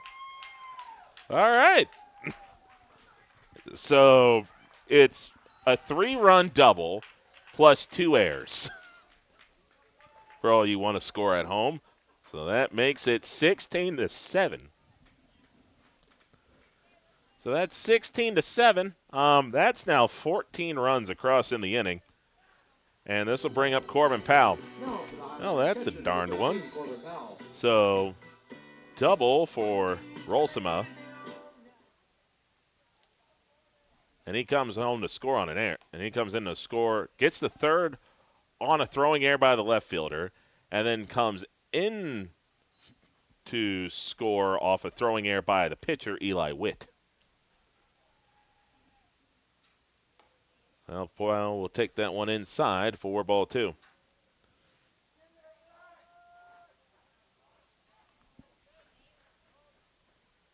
Yeah, so this is the type of game we have for you today, folks. 3-0 pitch here to Powell. So, this is about as darned of an inning as I've called in a while. Next pitch here to Powell off the plate, ball 4.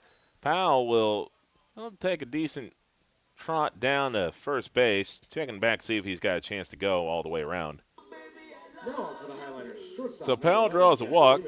We're still in the 3rd inning. This will bring up Jack Samuelson. Samuelson 0 for today. He's got E4, I believe a fly out to right, and an E8. Big fly here would make it an 11-run lead. Powell off and running on the pitch. Throw is not going to be in time. So Powell picks up a stolen base. And for those baseball purists that are being like, why are you running with 9 outs or 9-run lead? I would say, have you seen the pitching in this game so far? You need about as every run that you can get as it stands right now.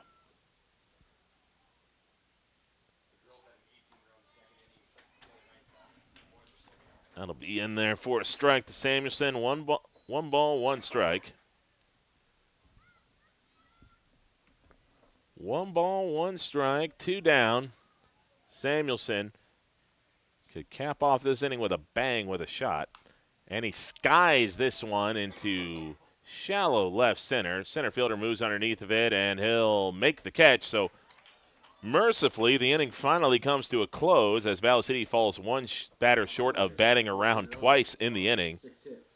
So pop out to left will to the center fielder will end things here in the 3rd. Valley City explodes for 14 runs and takes a 16-7 lead. We'll be back here after this break on KOVC.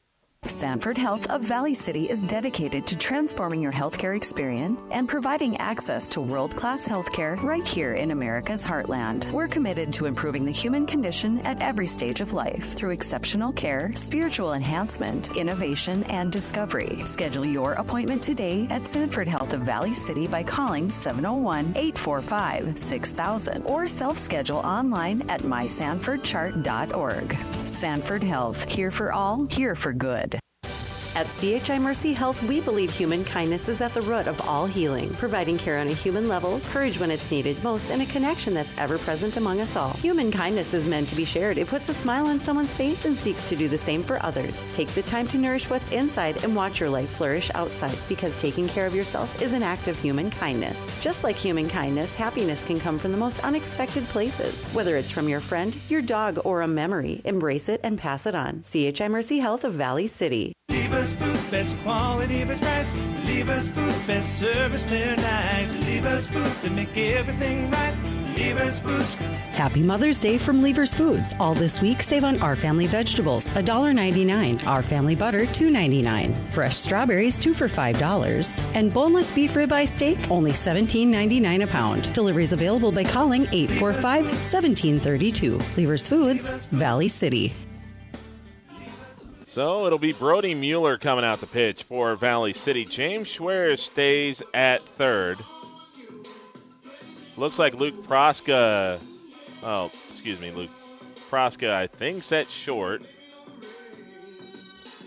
Rolsama's in left. Jack Samuelson's in center. Andrew Sikora is in right. So it's Powell catching. It'll be Shenenko at first. It'll still be Coughlin, I believe, at second. Proska at short. Schwer at third. That one misses high for ball one. So it'll be Rolsema in left field, Samuelson in center, and then it'll be Sikora over in right. 2-0 count here. Mueller, a young pitcher here that possesses a lot of potential, but like a lot of young pitchers, it's about finding the zone. Laser over to second, picked up on a hop, flipped to first in time, and that'll be out number one. And I think this is the first time Valley City sat down the opening man in a frame for the Wolves. So this will bring up Taven Larson. Larson struck out his first time round. Lucas Rauda coming up, so it is 7-8-9 that is due up for the Wolves.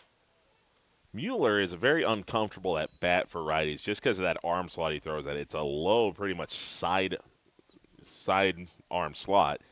Think like Randy Johnson, but for righties. That'll be chopped foul, and the count goes to 1-1. If you want kind of a more modern-day example, it would be Chris Sale. I remember the first time I saw Chris Sale pitch for the White Sox, and it is Gumby. Arms and limbs going everywhere, and the ball would explode out of the hand for a strike. That's kind of what you want Mueller to be. 1 ball, 2 strikes. Next pitch here by Mueller. Slider that draws a bad swing by Larson, but he's able to foul it away, and the count will go to 1-2. Mueller's job is to pretty much make the right-hand hitter as uncomfortable as possible with a mix of fastballs and sliders. And count's going to be 2-2. It's going to be critical for Mueller here is when he gets older is to figure out how to kind of sequence his pitches, because you can get by a fastball slider, but he's got to know how to mix them in. That one nearly hits Larson, and the count goes to a full 3-2. So if you throw a fastball on the outside corner, your probably next pitch should be a slider trying to go outside because it'll get the hitter to swing. Weak ground ball back to the mound. Mueller has it. Throw to first in time. So a couple of quick ground outs for Valley City. And this will bring up Lucas Rauda. Now for the Wolves, number 22, Lucas Rauda. Rauda walked in the first inning. It was awful wild pitch. Runner came in to score on that wild pitch, but the runner that was going from second to third got caught on a back pick by Corbin Powell. So even though he walked, that walk was the end of the first inning, technically making it to where the Wolves did not hit around in the first inning despite getting 5 runs.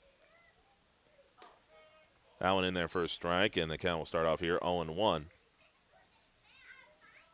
Valley City fell one batter short of hitting around twice in that third inning, or in the top of this third inning, I should say. That'll be off the plate here, and the count goes to 1-1. 1 ball, 1 strike. Another thing that you'd like to see Mueller be able to do is consistently throw that inside slider, that kind of front door slider, because that'll just mess with a righty. That'll miss low, and the count goes to 2-2. If you can throw that pitch and for a strike, the batter's going to be bailing out. The right-hand batter is going to bail out every single time that he steps in the box, which opens up pretty much the heart of the plate as if it were the outside corner. This will be a handle shot, and that'll get dropped into right center for a knock. Runner, if he's aggressive enough, might think go for 2, and he is going for 2. Samuelson throws this one into second, and it'll be a well-placed double there from Rauda. So Valley City couldn't quite get the 1-2-3 inning. Leadoff, number 6, Quincy Welder. This will bring up Quincy Welder. Welder's got a couple of soft singles in this one. Lobbed a single into left field his first time up, and then was able to scooch one through the gap between third and short his last time up. So Valley City has not thrown up a scoreless frame yet, and they look to be on track to do it, but still have to sit down the top of this order for the Wolves. 1 ball, no strike, as that one misses up in the zone here to Welder. Valley City leading 16-7 on the LaRue Lockout Financial scoreboard after scoring 14 runs in the top of the third. This one popped over to James Schwer. Schwer moving underneath of it, and will make the catch for the third out. So Valley City throws up their first scoreless inning of the game. Now they're looking to go back to the bat rack and apply some more damage as we get set for our top of the 4th inning on KOVC. Quality matters, and Valley Meat Supply delivers. Rod and Terry, along with their experienced staff, proudly offer locally sourced beef and pork. From fresh ground beef and hand-cut steaks to thick-cut pork chops, incredible bacon, and award-winning jerky and snack sticks. You'll also find the best cheese and deli meats, plus customer favorites like baked beans, seafood, and seasonings to complete any meal. Whether you're feeding the family or grabbing a snack, it all starts with quality you can trust. Come in today and taste the difference at Valley Meat Supply on West Main in Valley City. Rambo, a proud sponsor and fan of Viking and Highliner Athletics, has been serving North Dakota, South Dakota, and Minnesota with quality logoed apparel and promotional products since 1979. With online store options built to meet the needs of your company, organization, or team, Rambo will ensure that the process of ordering is easy and accurate and that your items are received on time. When you're ready to put your logo to work, give Matt a call at 701-680-9585. Rambo, we're in the business of making you look good. Grotberg Electric believes in quality first, taking pride in the work and standing behind every project they do. They bring together the power, technology, and experience to keep your business online. The success of Grotberg Electric depends on 3 major ideals: the quality of their products, the commitment to their customers, and most of all, their customer service. Call Grotberg Electric today at 845-3010 or visit them online, grotbergelectric.com. Valley City getting set to start this top of the 4th inning, leading 16-7 on the LaRue Lockout Financial scoreboard. It is a busy scoreboard out here at Charlie Brown today. 16 runs, 10 hits, 2 errors for Valley City, 7 runs, 6 hits, 9 errors for Kidder County. So this will bring up Andrew Sikora to lead off this 4th inning. Number 7, Andrew Sikora. Andrew Sikora, fielder's choice and a couple of walks today.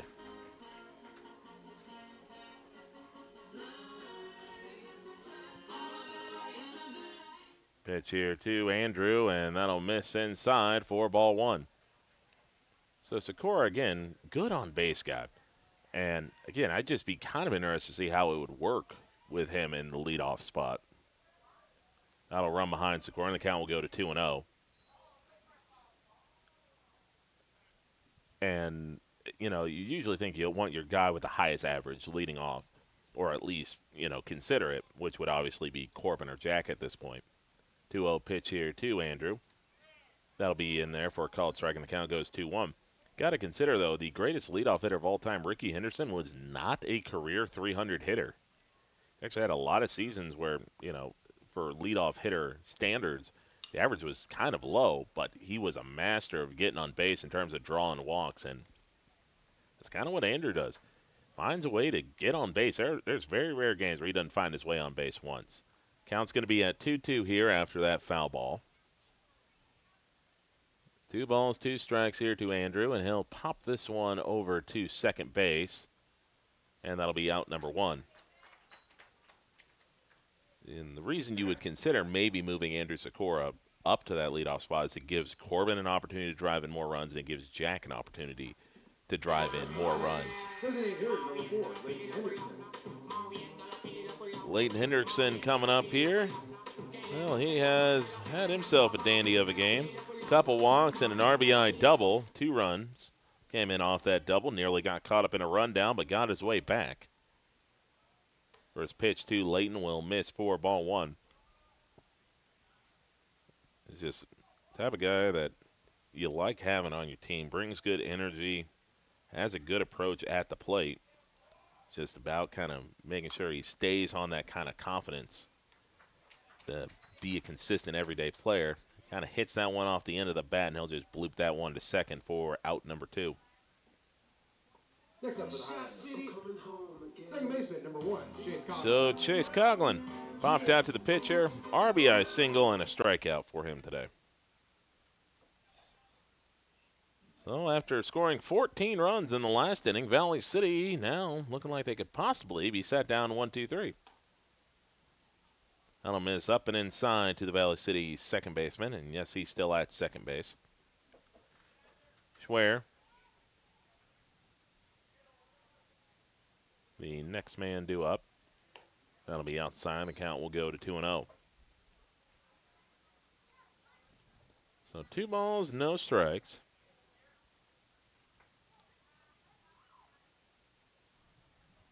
2-0 count here. Into the windup and deals.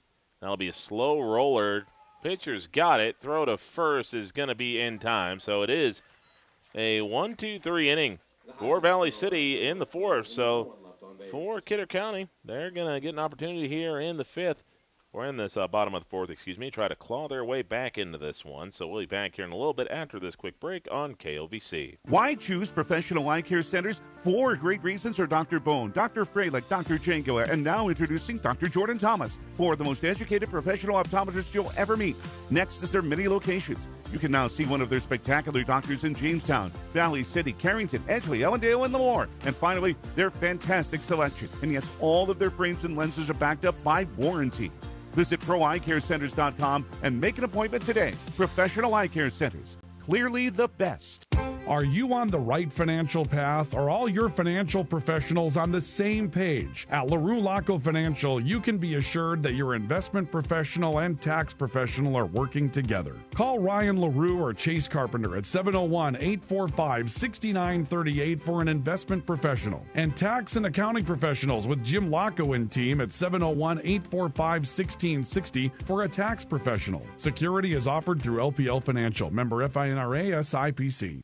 Hi, this is Clint from Central Avenue Health Mart Pharmacy in beautiful downtown Valley City, your only locally owned pharmacy since 1989. When you're locally owned, you care about your community and your customers. We offer a great selection of gifts and toys, as well as yarns, fabrics, sewing, and crafting. We are here for you from 9 to 5:30 weekdays and Saturdays 9 to 1. For all your pharmaceutical needs, give us a call, 845-5280. Health Mart, taking time to listen and care.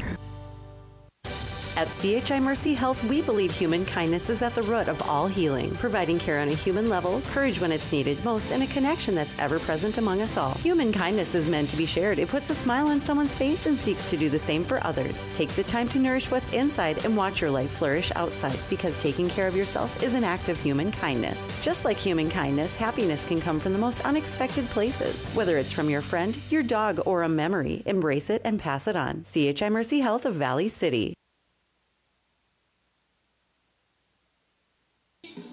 And we're back here getting ready to start our bottom of the 4th inning. So after scoring 14 runs in the top of the 3rd, Valley City went 1-2-3 on the top of the 4th, and now Brody Mueller out here trying to throw up another 0 for Valley City. That one will be fouled away.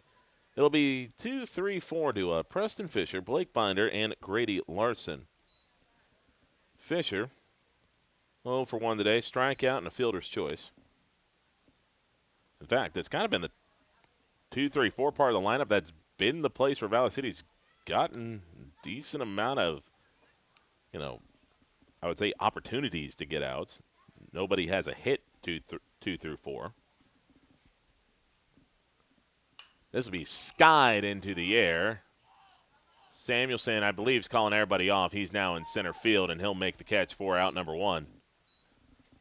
Jack Samuelson, of course, going to Iowa Central Community College. That's one of the powerhouse programs at the JUCO level. I think they're like 43-9, something like that. So I truly think when Samuelson gets to Iowa Central, he's going to probably get moved to the outfield.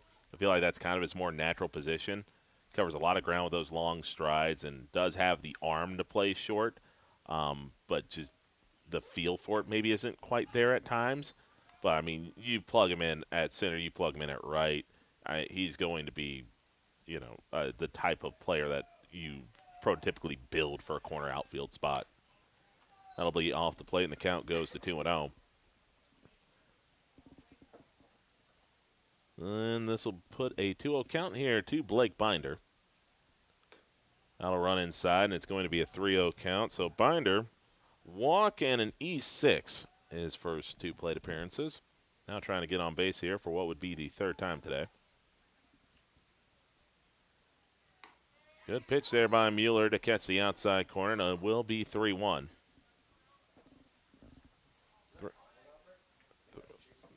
3 balls and a strike. Next pitch here. That'll be a little blooper foul, and it'll be a full count at 3-2. So defensive arrangement as it is right now, I believe it's Corbin Powell behind the dish, obviously. Got Shenenko at first. I believe it's Coughlin at second. Proska at short, and then Schwer at third. It's Rolsema in left for next pitch here. Oh, where did that miss? That's going to be ball 4, and that got called strike 1 earlier in the AB, but ultimately rolled a ball there, and this will bring up Grady Larson. Larson called out on, well, not called out. He bounced into runner's interference his last time up. Oh, excuse me, that is going to be Chase Coughlin. My bad, folks. So Chase Coughlin out there. Arm slot should have given it away. So it is Chase Coughlin out there pitching for Valley City. I do apologize about that. And it is Mueller at second base. No balls, 1 strike here with 1 away. Decent size lead off first base. That one misses low, and it's going to be a ball and a strike. For Valley City, the weird thing is you almost trust this team more if every pitcher throws 1 inning than you do with someone getting some extra innings. Like, kind of the best you see Valley City pitch is when they kind of use a pitcher every 2 innings or so. 1 ball, 2 strikes. The key is Valley City has not been a good first inning pitching team. This is where they've had a lot of issues getting settled in. That'll be a ground ball. Going to be a slow roller. Only play is going to be to first. Throws high, gets away from Shenenko. That'll bounce into the corner. They're going to keep the runner at third base. So for Proska right there, there was a slow roller in. Knew he had to make a good throw. Problem is Shenenko not going to be able to sky up to get a throw 2 feet over his head. So that'll be E6. That'll be the 3rd error today for Valley City. Number 10, Tatum Jasper. This will be Tatum Jasper coming up here. Jasper, RBI double, his first time up, and a walk. And that'll miss high, and the count goes to 1-0. So Coughlin moves from second base to the mound after Mueller threw up a scoreless inning. 1-0 pitch here for Coughlin. That'll be in there for a strike, and it'll be 1-1. 1 ball, 1 strike. Coughlin, this is definitely a strikeout scenario here that you'd like to be able to get. Unproductive out also helps as well. I'll miss inside, and the count goes to 2-1. Valley City more than willing, though, to trade an out for a run. 2 balls and a strike. Coughlin looks back the man at second. Will kick and fire. be in there for a strike, and the count goes to 2-2. Now, for some pitchers, it's almost routine to take a look at a runner. Just kind of like getting through the process of almost, you kind of create that mental checklist. Corbin able to snag one out of the air and keep it from going to the backstop to potentially save a run. That will, however, move the count to 3-2. But you don't want Conklin really focusing on the runner at second base. And that's the second time he's gotten squeezed in this zone, man. Just, it's there. It's a good pitch, just not getting called a strike. The problem is you've seen it called a strike at the other end.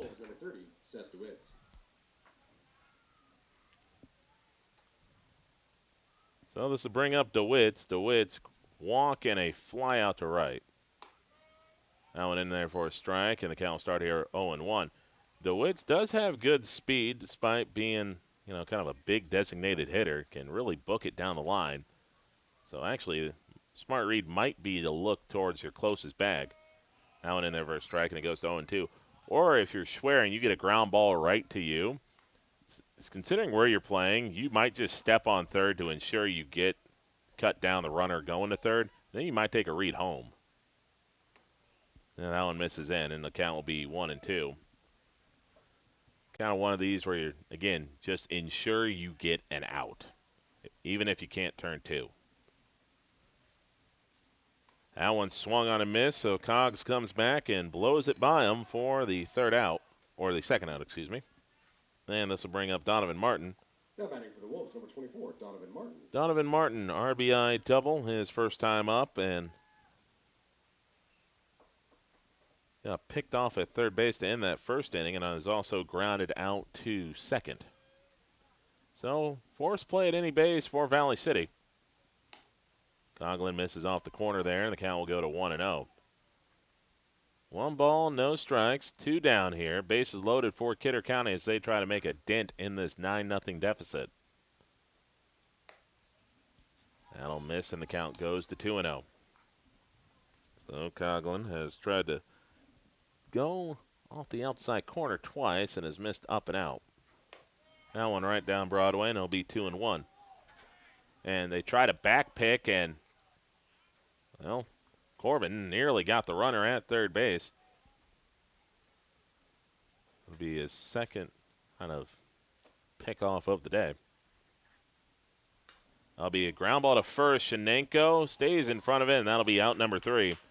So the unassisted putout at first base will sit things down in the 4th inning. Scoreless for both sides, but Valley City still holding the 16-7 lead on the LaRue Lockout Financial scoreboard. Back here in a little bit as we get set to start our top of the 5th here on KOVC. Lever's Foods, best quality, best price. Lever's Foods, best service, they're nice. Lever's Foods, they make everything right. Lever's Foods. Happy Mother's Day from Lever's Foods. All this week, save on Our Family vegetables, $1.99. Our Family butter, $2.99. Fresh strawberries, 2 for $5. And boneless beef ribeye steak, only $17.99 a pound. Deliveries available by calling 845-1732. Lever's Foods, Valley City. Sanford Health of Valley City is dedicated to transforming your healthcare experience and providing access to world-class healthcare right here in America's heartland. We're committed to improving the human condition at every stage of life through exceptional care, spiritual enhancement, innovation, and discovery. Schedule your appointment today at Sanford Health of Valley City by calling 701-845-6000 or self-schedule online at mysanfordchart.org. Sanford Health, here for all, here for good. Quality matters, and Valley Meat Supply delivers.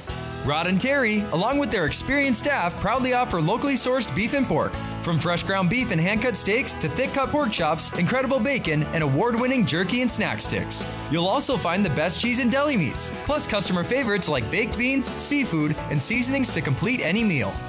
Whether you're feeding the family or grabbing a snack, it all starts with quality you can trust. Come in today and taste the difference at Valley Meat Supply on West Main in Valley City. James Schwer going to be leading off this top of the 5th inning. Important for Valley City to potentially get a run here. If they do, that would put them in line to finish this game early. And as odd as that might seem when they were down 7-2, Well, 14-run innings have a way of expediting processes. Schwer, a couple of RBIs today. Q-shot single his last time up, and then had a double that bounced off the wall in that big third inning for Valley City. That'll miss low and outside, and the count will be 1-1 Still Eli Witt out there pitching for the Wolves. So it'll be Schwer, Proska, and Shenenko. 6, 7, 8 in the lineup. That'll run inside, and that'll be 2-1.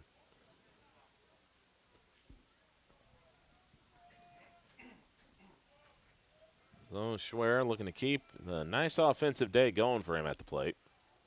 That'll be up and behind the head, and the count will go to 3-1. 3 balls and a strike. Schwer now at third base. He's being subbed out in the third inning on the mound. Witt going to come set. Looks in at his target. Will kick and fire. Schwer skies this one into the air to second base. Valley City's popped out to second quite a bit today, and that'll be the first out of this fifth inning. This will bring up Luke Proska. Proska, RBI single in his second plate appearance, drew a walk in his last. Certainly would take a walk here. Problem is sometimes you score 14 runs, you hit the way you do, and now you're just trying to go out there and crush and kill every single pitch you see rather than maybe just being patient. That's kind of where Kidder County, you thought, might be falling into a trap in the second inning. They got themselves kind of swinging at some early pitches that they weren't swinging at earlier, giving away some strikes, and they still got 2 runs that inning. But, again, when you have a big offensive explosion, you think that you're just going to keep having them. And sometimes when you think you're going to keep having them, you don't repeat the process that you need to have those innings. Proska, though, is being patient right now. The count will go to 3-0. Shenenko, the next man due up. So 3 balls, no strikes, and 1 away. Pitch here to Proska. That'll be in there for a called strike. Proska taking all the way. Oh, it looked to be an off-speed pitch.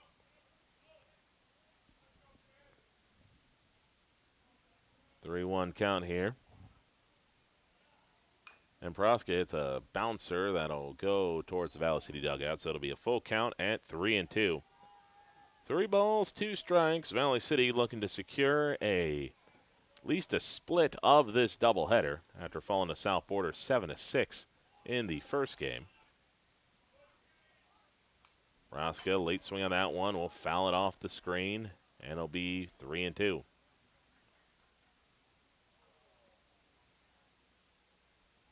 Three balls, 2 strikes.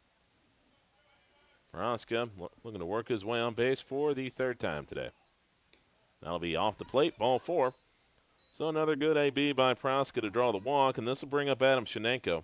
Now for the Highlanders, it's number 8, Adam Shenenko. Shenenko, a double today. That double was a little lob into right field that Rauda dove for, couldn't get to it, and he hustled it out for a 2-bagger. It's also been hit by a pitch, and it's reached off an air. Throw back to first base. Proska back in plenty of time. So Proska representing potentially the game-winning run if Valley City gets him across the score and throws up a 0 in the next inning. That'll be off the plate, and it's 1 ball and no strikes.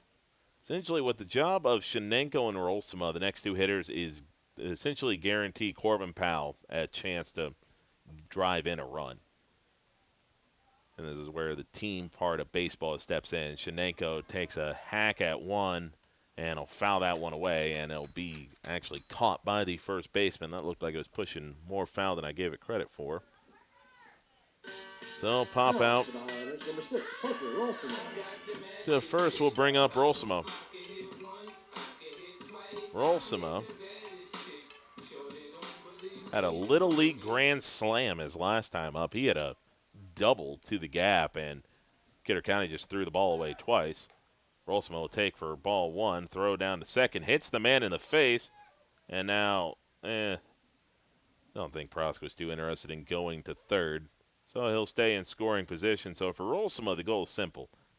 Pretty much get a knock if you can. knowing that Valley City is going to be aggressive on the send around with Proska. So 1 ball, no strikes, 2 down, man at second base. Witt threw up a scoreless 1-2-3 frame in the fourth. Now trying to throw up another scoreless frame here in the fifth and work around the walk to Proska. And this is going to be hit over to left field. Left fielder backtracking, and he'll make the catch. So Valley City's going to have to play at least 2 more innings, as they could not come up with that big hit to drive in that run. So Valley City will go to the top of the fifth, still leading by 9, 16-7. Back here after the break on KOVC. Ramble, a proud sponsor and fan of Viking and Highliner Athletics, has been serving North Dakota, South Dakota, and Minnesota with quality logoed apparel and promotional products since 1979. With online store options built to meet the needs of your company, organization, or team, Ramble will ensure that the process of ordering is easy and accurate, and that your items are received on time. When you're ready to put your logo to work, give Matt a call at 701-680-9585. Rambo, we're in the business of making you look good. Are you on the right financial path? Are all your financial professionals on the same page? At LaRue Laco Financial, you can be assured that your investment professional and tax professional are working together. Call Ryan LaRue or Chase Carpenter at 701-845-6938 for an investment professional. And tax and accounting professionals with Jim Laco and team at 701-845-1660 for a tax professional. Security is offered through LPL Financial. Member FINRA SIPC. Hi, this is Clint from Central Avenue Health Mart Pharmacy in beautiful downtown Valley City, your only locally owned pharmacy since 1989. When you're locally owned, you care about your community and your customers. We offer a great selection of gifts and toys, as well as yarns, fabrics, sewing, and crafting. We are here for you from 9 to 5:30 weekdays and Saturdays 9 to 1. For all your pharmaceutical needs, give us a call, 845-5280. Health Mart, taking time to listen and care. Valley City leading 16-7 on the LaRue Laco Financial scoreboard as we begin our bottom of the fifth inning. Chase Coughlin back out there for Valley City, so he'll be only the second Valley City pitcher to start multiple innings in this one. Coughlin put up a scoreless frame his last time out. Now this will be almost a swinging little tapper back to Coughlin. Coughlin's got to get the throw off, throw to first in time. Bit of an in-betweener there for Coughlin as Larson will be sat down for the first out. That's the second time he's actually bounced out to the pitcher. That one's interesting there for Coughlin because it's like he hits it off the handle and it just backspins on you. So it's not coming towards you, it's going away from you. And he's got to make the decision. Like, if he goes for the catch, if he doesn't make it, he's got no chance to get the runner. If he lets it bounce, he has to put a really good throw to first base. So actually decent PFP there by Coughlin. This will be Rauda coming up. Rauda laced a double his last AB, which was the third inning. He drew a walk his first time up. 0-1 pitch here. That'll be high and outside. The count goes to 1-1. So 1-2 or a 9-1 due up next with Rauda and Welder. Welder popped out to end the third inning. 1 ball, 1 strike. That'll be off the plate again. The count goes to 2-1.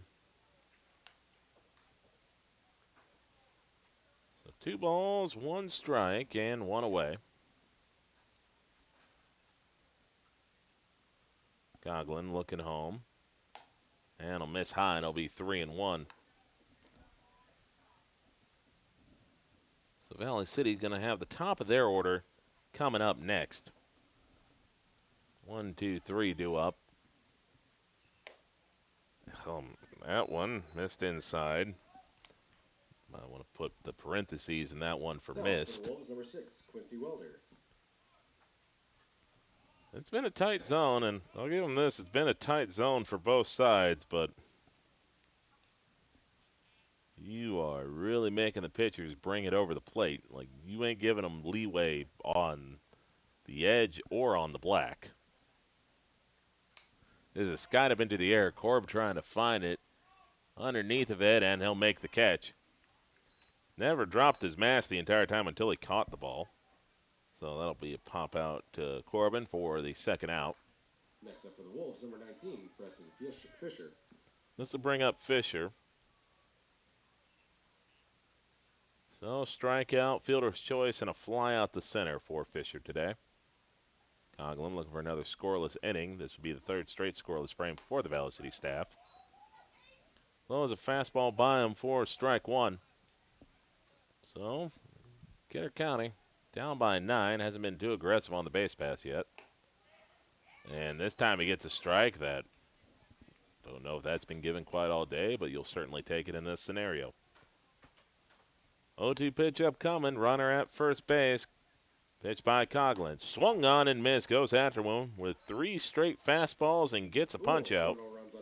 So no runs, no hits, no errors for the Wolves, and Valley City will take their 9-run lead into the top of the 6th inning. Back after the break on KOVC. Why choose professional eye care centers? 4 great reasons are Dr. Bone, Dr. Freilich, Dr. Jangoa, and now introducing Dr. Jordan Thomas, 4 of the most educated professional optometrists you'll ever meet.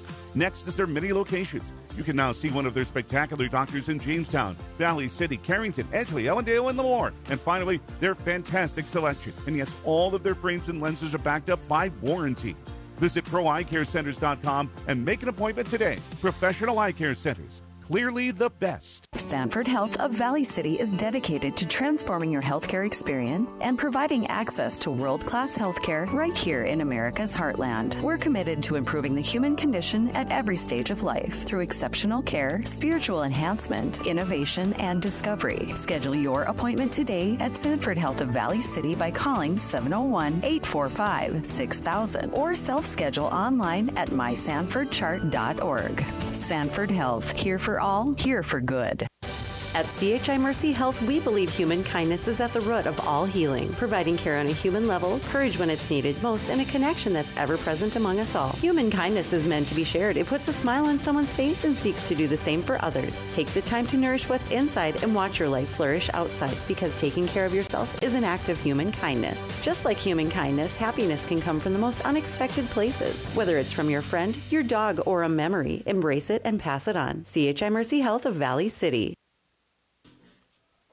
16-7, Valley City leads as we get set to begin our top of the 6th inning. It'll be Corbin Powell coming up. Corbin, a single, couple singles today, one of them resulting in an RBI, drew a walk his last time up. First pitch here to Corbin is going to be up and out of the zone for ball 1. So it's 1-2-3. Corbin Powell, Jack Samuelson, Andrew Sikora due up as Valley City tries to get a run here. Ooh, that'll be fouled away, and well, you heard some type of plastic rumbling, and it looks like that would have clipped off the catcher. So the umpire goes out to toss a baseball back to the pitcher. Of course, the hockey-style mask now mandated in North Dakota. The shock absorption is better on the hockey-style mask. I was kind of worried because I didn't want to deal with the dangly bit that was on the kind of two-piece mask. I'll be outside and the count goes to 2-1. But doesn't matter really what mask you wear. Just getting hit on a foul tip is just not fun regardless. Corbin skies this one a mile foul. Hopefully nobody's over at the stop sign. So the count will be here at 2-2. 2 balls, 2 strikes. Corbin leading off this first inning. And Corbin gets a hold of this one to left center, way back to the track, and it is off the fence. Corbin digging for 3. Relay throws a good one, but slightly up the line, and Corbin in there with a triple. So Powell got underneath of it, drove it all the way into the gap. And this will bring up Jack Samuelson. Jack Samuelson, a rare kind of run of some ABs he'd like to have back. He's got on base twice off of errors, and they've not been really errors that could have gone the other way. They've been errors. Good contact off the E8, but kind of grounded out a couple times, and he'll ground this one over to third. Corbin does a good job to bait a throw home. Now will dive back to third. So actually really heads-up play there by Corbin, just trying to draw the throw and makes a dive back to the bag, knowing that the third baseman's the one throwing it. So all he has to do is essentially win the foot race back to the bag, and he's very comfortable doing that. It'll be a fielder's choice for Samuelson. Pinch hitting for the Highlanders, number 14, Matthew Holm. So Matthew Holm getting an AB, and Holm got the last AB against Kidder County when Samuelson came in and scored. So Holm, one of the 3 seniors on this team, all the seniors actually on the field right now for Valley City, Powell, Samuelson, and Holm. So Holm going to be taking Andrew Sikora's spot in the lineup. 1-0 pitch here to Holm. That'll run inside for ball 2. So that'll bring Sikora's night to an end. Got on base technically 3 times, but drew a couple walks. So the pitch here to Holm, that'll be high for ball 3.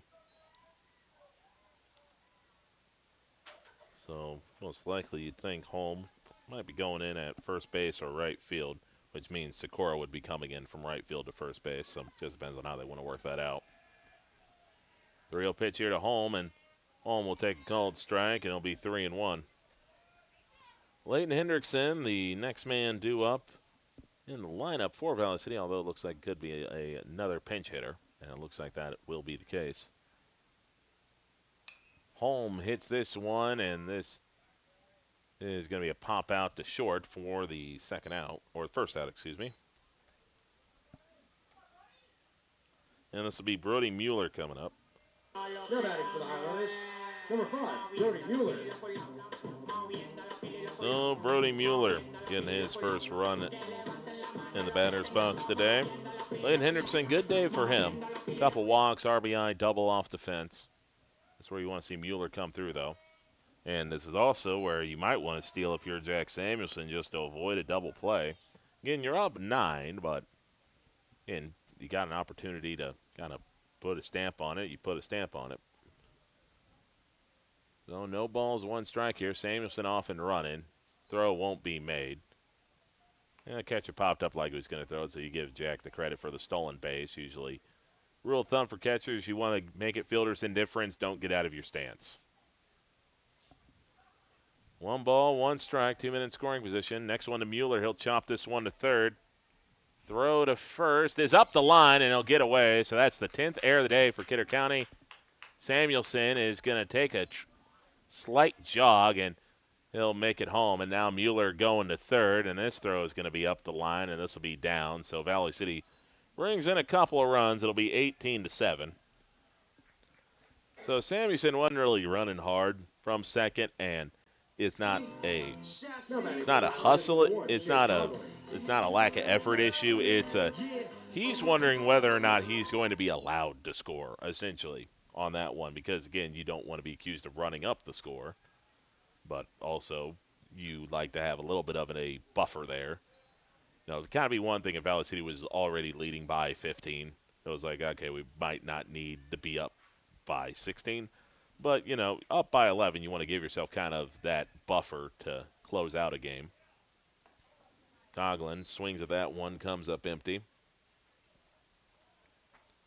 So Coughlin got a single in his second AB, but popped out to the pitcher, rolled out to the pitcher, and it struck out. It's tied up there a little bit, but it stayed up in the zone, and it'll be 1 ball, 2 strikes. So that is now an 18-7 lead for Valley City. 12 hits for Valley City, 10 errors for Kidder County. I'll be off the plate, and the count now goes to 2-2. 2 balls, 2 strikes with 1 away. James Schwer scheduled to be the next man, but it looks like that's going to be Elijah Praska. That's up in the batter's box. And that'll be fouled away. So 2 balls, 2 strikes as Valley City is going to get the junior varsity some run in this game.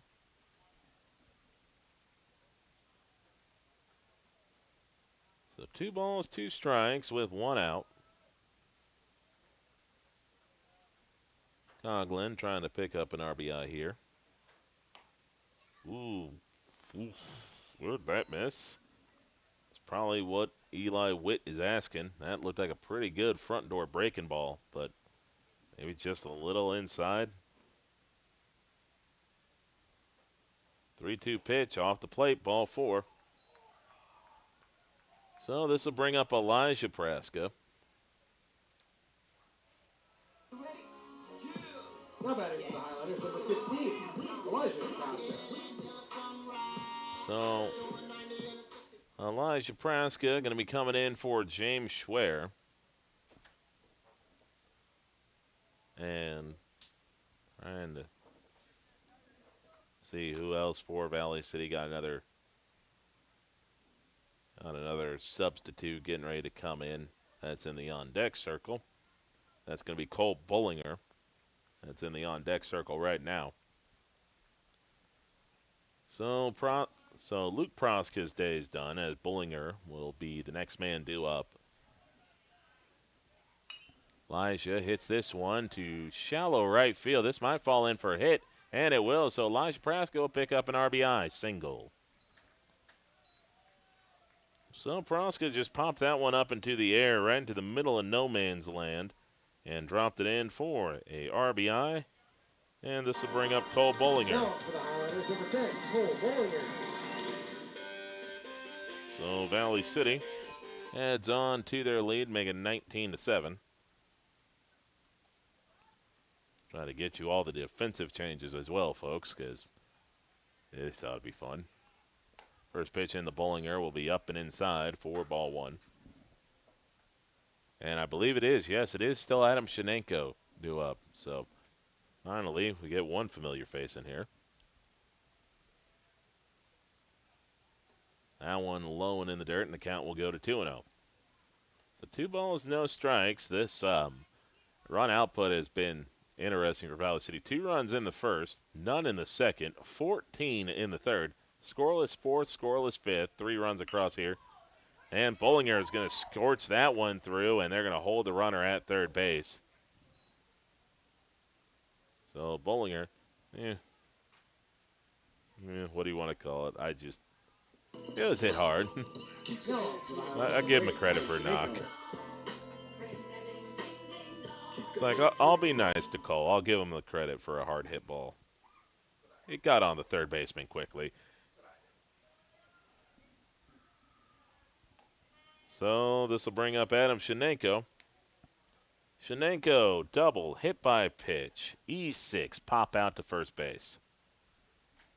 And Rolsema due up next as well. So the bottom of the order staying intact. Now there's probably some junior varsity guys chomping at the bit, being like, I can go. It'll be 1 ball, 1 strike with 1 away, and the base is loaded for Valley City.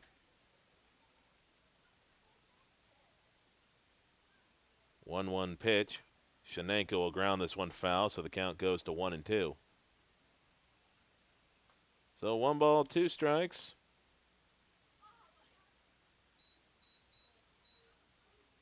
Shenenko hasn't driven in a run yet. I'd like to change that. That one off the play, and the count goes to 2-2. So 2 balls, 2 strikes. Parker Rolsema, the next one due up, the provider of one of the more entertaining events of this game. Shenenko drops this one in for a single, and that might score a pair of runs. They're waving in the man from second base. So 2 more runs across for Valley City. That'll make it 21-7. So Adam Shenenko, 2 RBI single.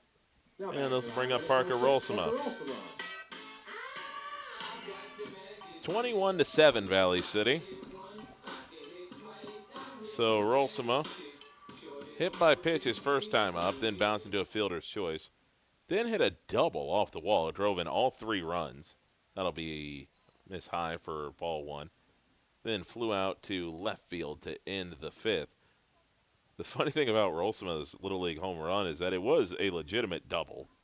It got to the wall, and Kidder County threw it to third, but threw it away. Rolsema wasn't even going to third, so that's why it was credited as a double.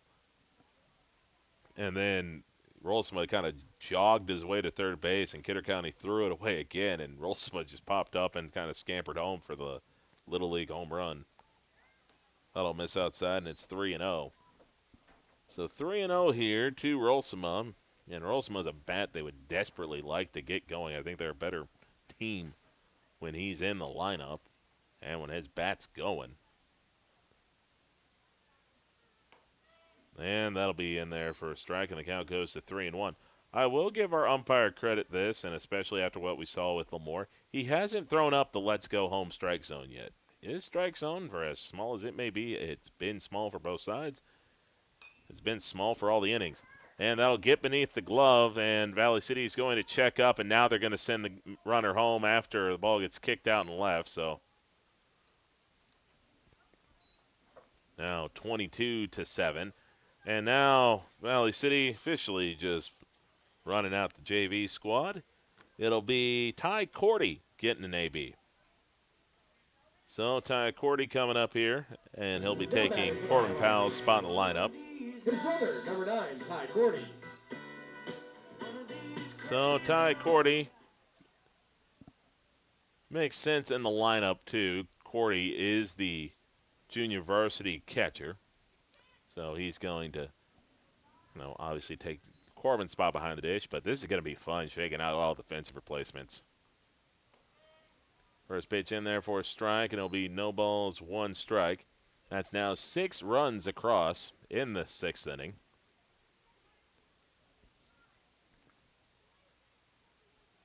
Oh, 1 pitch here to Cordy. That'll be low, and he does a good job to keep the bat down. Sometimes you get a ball behind you, and you'll see like them duck down, but the bat's sticking up straight in the air like a car antenna, and you hear a doink, and it's the worst thing you can ever hear. Cordy gets underneath this one, flops it into shallow center, and that'll drop for a hit. So Cordy picks up an RBI single. Runner not able to move from second due to tagging up. So Cordy gets an RBI single. Valley City is trying their darndest to get this game over with by putting in the subs, and the subs are being like, nope, we want to hit too. Varsity stats count. Now batting for the Highlanders, number 3, Hudson Grewald. Never ask a reserve to not try to put up stats. I think Valley City has pretty much pinch hit for everyone outside of Shenenko, Rolsema, and I believe Coughlin. Now, Krewald coming in for Samuelson. 2 on, and he'll line this one, and that is almost caught, and poor Kidder County. That was nearly a heck of a play. That would have been a heck of a snag over there at the hot corner, and it just flops out of the glove. No, for the Highlanders, it's a hit. It's just now you get Matthew Holm coming up, and this is the second time today I believe Valley City batted around in an inning. That one in there, and the count will start off here at 0-1. No balls, 1 strike with 1 away. Well, order got restored pretty quickly in that 3rd inning. This will be slashed, and that'll be foul. So the count will go to 0-2. Reminder, folks, it was at 1 point 7-2 Kidder County in the 3rd inning, going into the 3rd inning, and Kidder had pretty much done what they needed to do on offense the entire time. Valley City has since thrown up 3 straight zeros and has just pounded away. Again, it hasn't been an avalanche of runs, but I mean, they've got 2 innings where they scored 7, which is usually more than enough to win a game. Still 0-2 here to the senior. That'll be low, and the count goes to 1-2.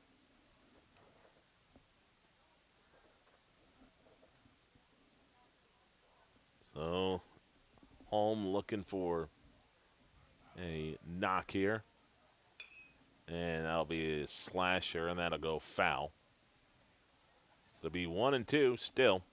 23-7, Valley City. Just a weird game. Weird game on all fronts.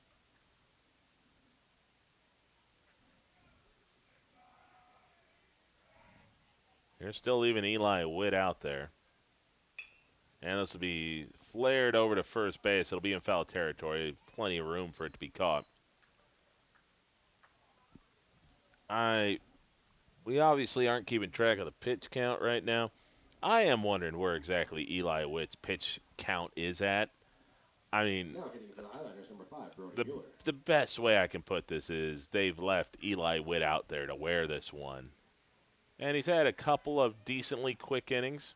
I would say the fourth and the fifth, so I don't think we're at 120 or near it yet. But, like, you got to have more than 2 pitchers on your roster at some point. Like, let somebody else get action here instead of even one kid out here to just pitch after pitch after pitch. And he's doing his job. He's eating innings, but this is a game that has been out of hand for a little bit. Count goes to 2-1. So Brody Mueller reached off an E5 his last time up.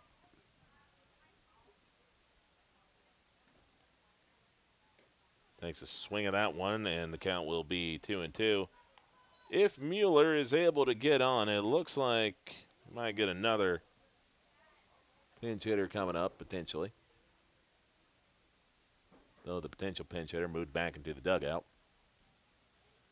2-2. And that'll be fouled off the mask. Getting hit in the face once an inning sucks. Getting hit twice in the face sucks. Getting hit twice in an inning when you're giving up 7 runs, that's just one of those where you might just roll over and just wait for them to come get you off the field. 2-2 pitch. Mueller skies this one. This should be the end of the inning. And now, did they call interference? Yes. No intent there by Cordy. Cordy's trying to get to third base. Third baseman's just naturally in the base path. Cordy trying to get out of the way, but just one of those that happens from time to time. But ultimately, it looks like the fielder's going to be okay. But Valley City has a 16-run lead as we go to the bottom of the 6th inning. 23-7 back after the break on KOVC. Lever's Foods, best quality, best price. Lever's Foods, best service, they're nice. Lever's Foods, they make everything right. Lever's Foods. Happy Mother's Day from Lever's Foods. All this week, save on Our Family vegetables, $1.99. Our Family butter, $2.99. Fresh strawberries, 2 for $5. And boneless beef ribeye steak, only $17.99 a pound. Deliveries available by calling 845-1732. Lever's Foods, Valley City.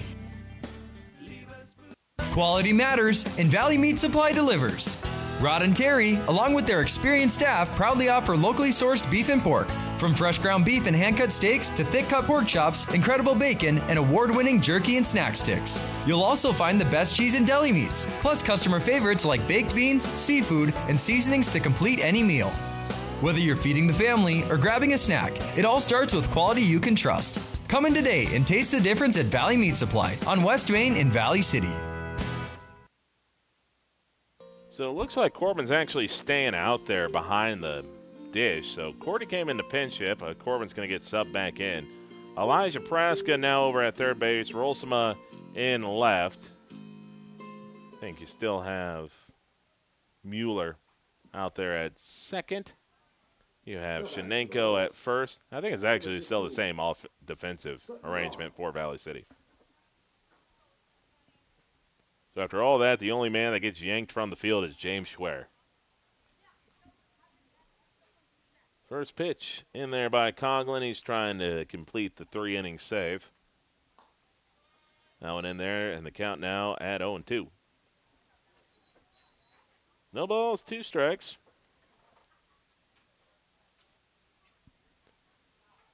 That pitch would be grounded over to third. Praska comes in and can't make a play on it, and even if he did, it would have been a challenge to get the runner.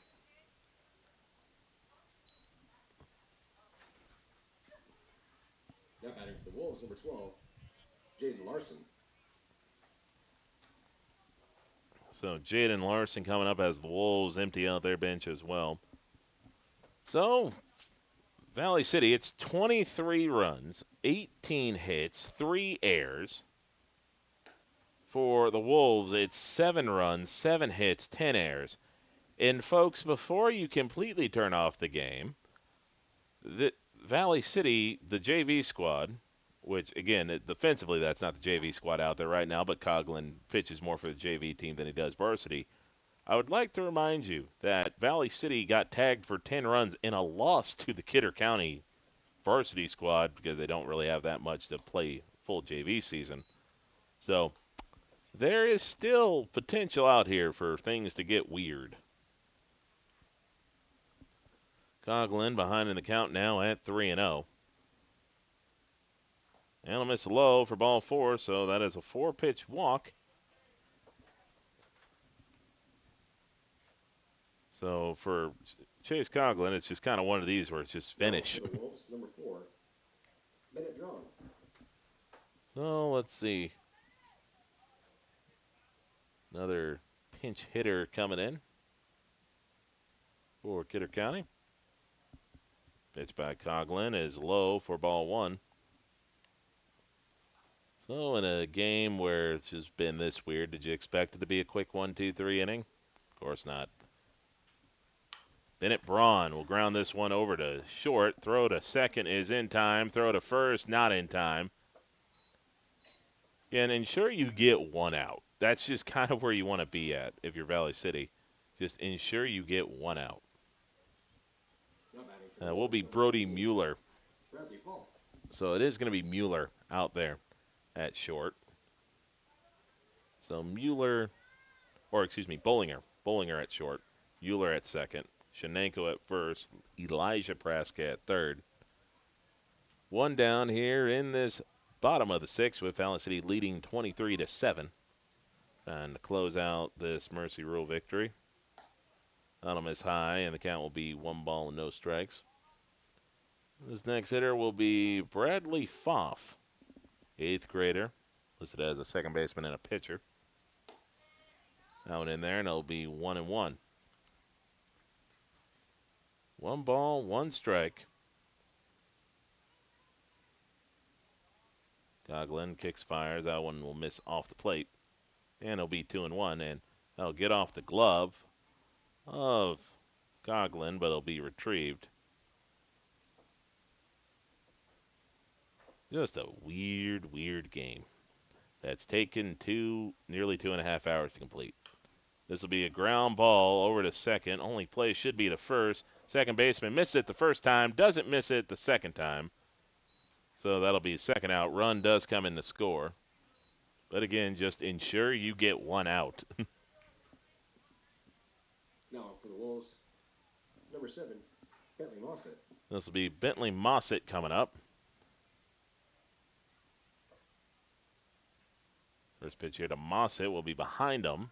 And the count will start out here at 1-0. So that's a weird, weird game. That's the best way to put it. Just a weird, weird day at the ballpark. That'll be in there. Count goes here to 1-1. 1 ball, 1 strike with 2 outs. Mueller will kick fire. Allen dots the corner, and the count goes to 1-2. So Mueller and Valley City 1 strike away and 1 out away from ending this game. Runner looked like he was going to take off and go. That'll be low. I mean, almost if you're Mueller, you might try to pick off to second. Just to see. It would be a fitting end for this game. Allen misses high, and it'll be a full count at 3-2. Yeah, the runner getting picked off at second base down 15 would definitely be an appropriate way to end a game like this. That'll miss outside for ball 4, so he had him down in the count 1-2, then tried 3 straight fastballs, all of them missed out of the zone. 17, Taven Larson. So, Wolves still alive, and this will bring up Taven Larson. So the Wolves need to score 5 more runs in this inning, or 6 more runs in this inning to keep the game alive. So they essentially have to match Valley City's 7 runs that they got in this last frame. No balls, 1 strike, and that's going to be in there for a called strike. So Mueller once again sitting 1 strike away from ending this game.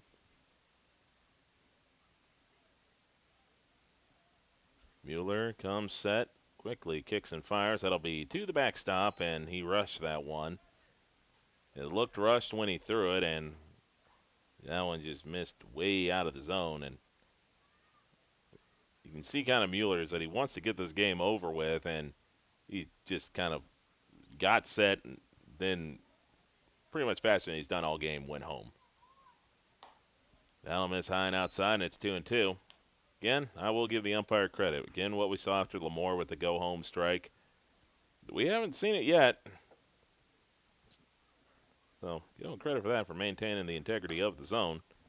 Mueller can't seem to find the zone after finding it the first 2 times, and now is in danger of walking his second straight man to load up the bases.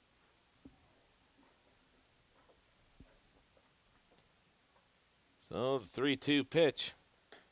There it is. Strike 3 called. This game's finally over.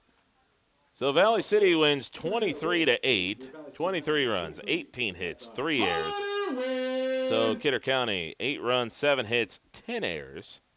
And Valley City will split a doubleheader today, as taking Kidder County down in this game, and of course losing that first one 7-6 to South Border. So James Ware got roughed up early, but a good job combined by Brody Mueller and Coughlin to be able to throw up, giving up only 1 run the rest of the 4 innings.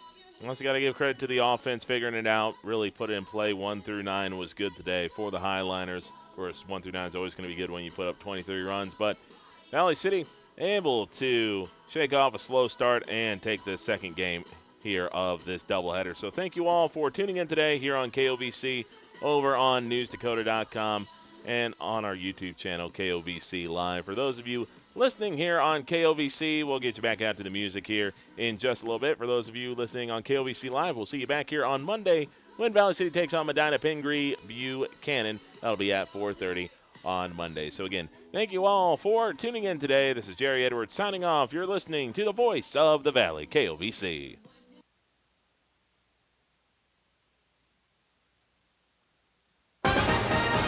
This is 1490.